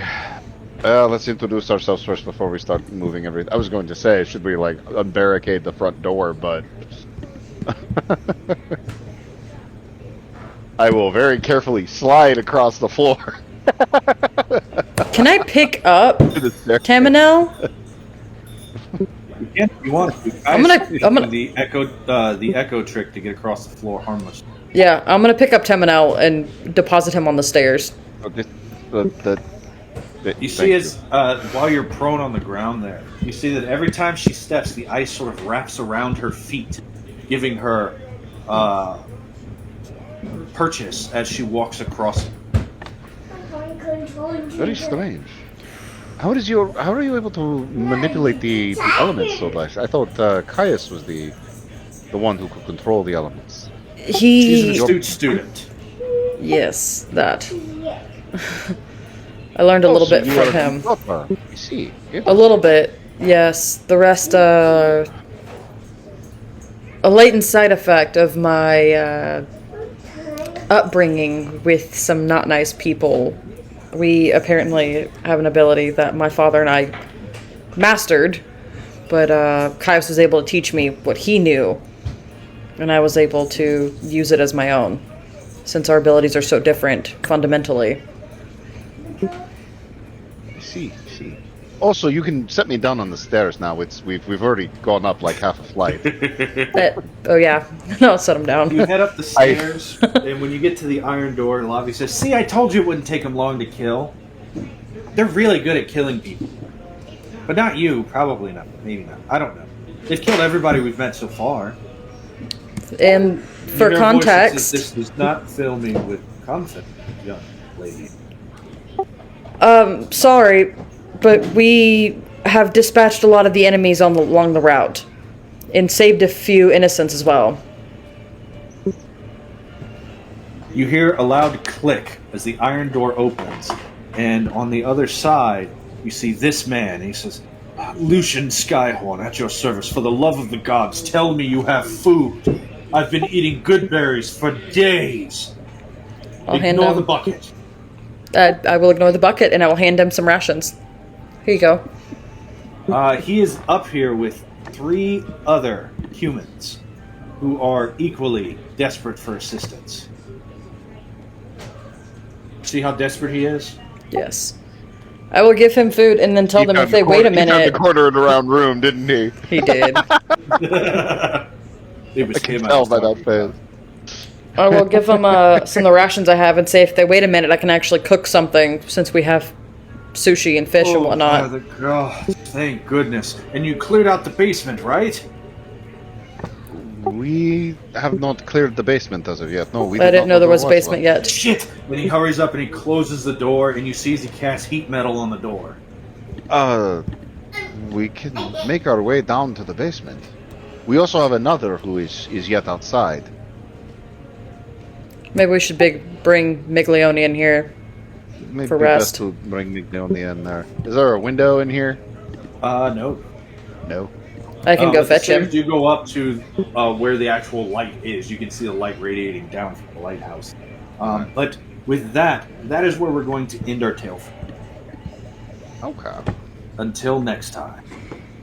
So, with that, thank you all for joining me for 2 very intense combats. You have met the eel folk and found out what trouble is besetting Skyhorn Lighthouse.